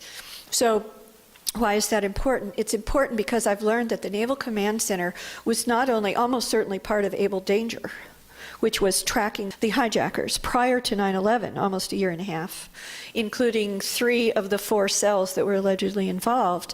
They had records of that there. Those records were destroyed of not only that, but I learned that there's something called the Black Eagle Fund that was allegedly $240 billion that was controlled by the Central Intelligence Agency and almost certainly by George Bush Sr. himself, that had been used to sabotage the Soviet Union secretly, economically sabotage the Soviet Union, which was one of the main reasons that it fell, and not because of Osama bin Laden, who was our own CIA asset in Afghanistan.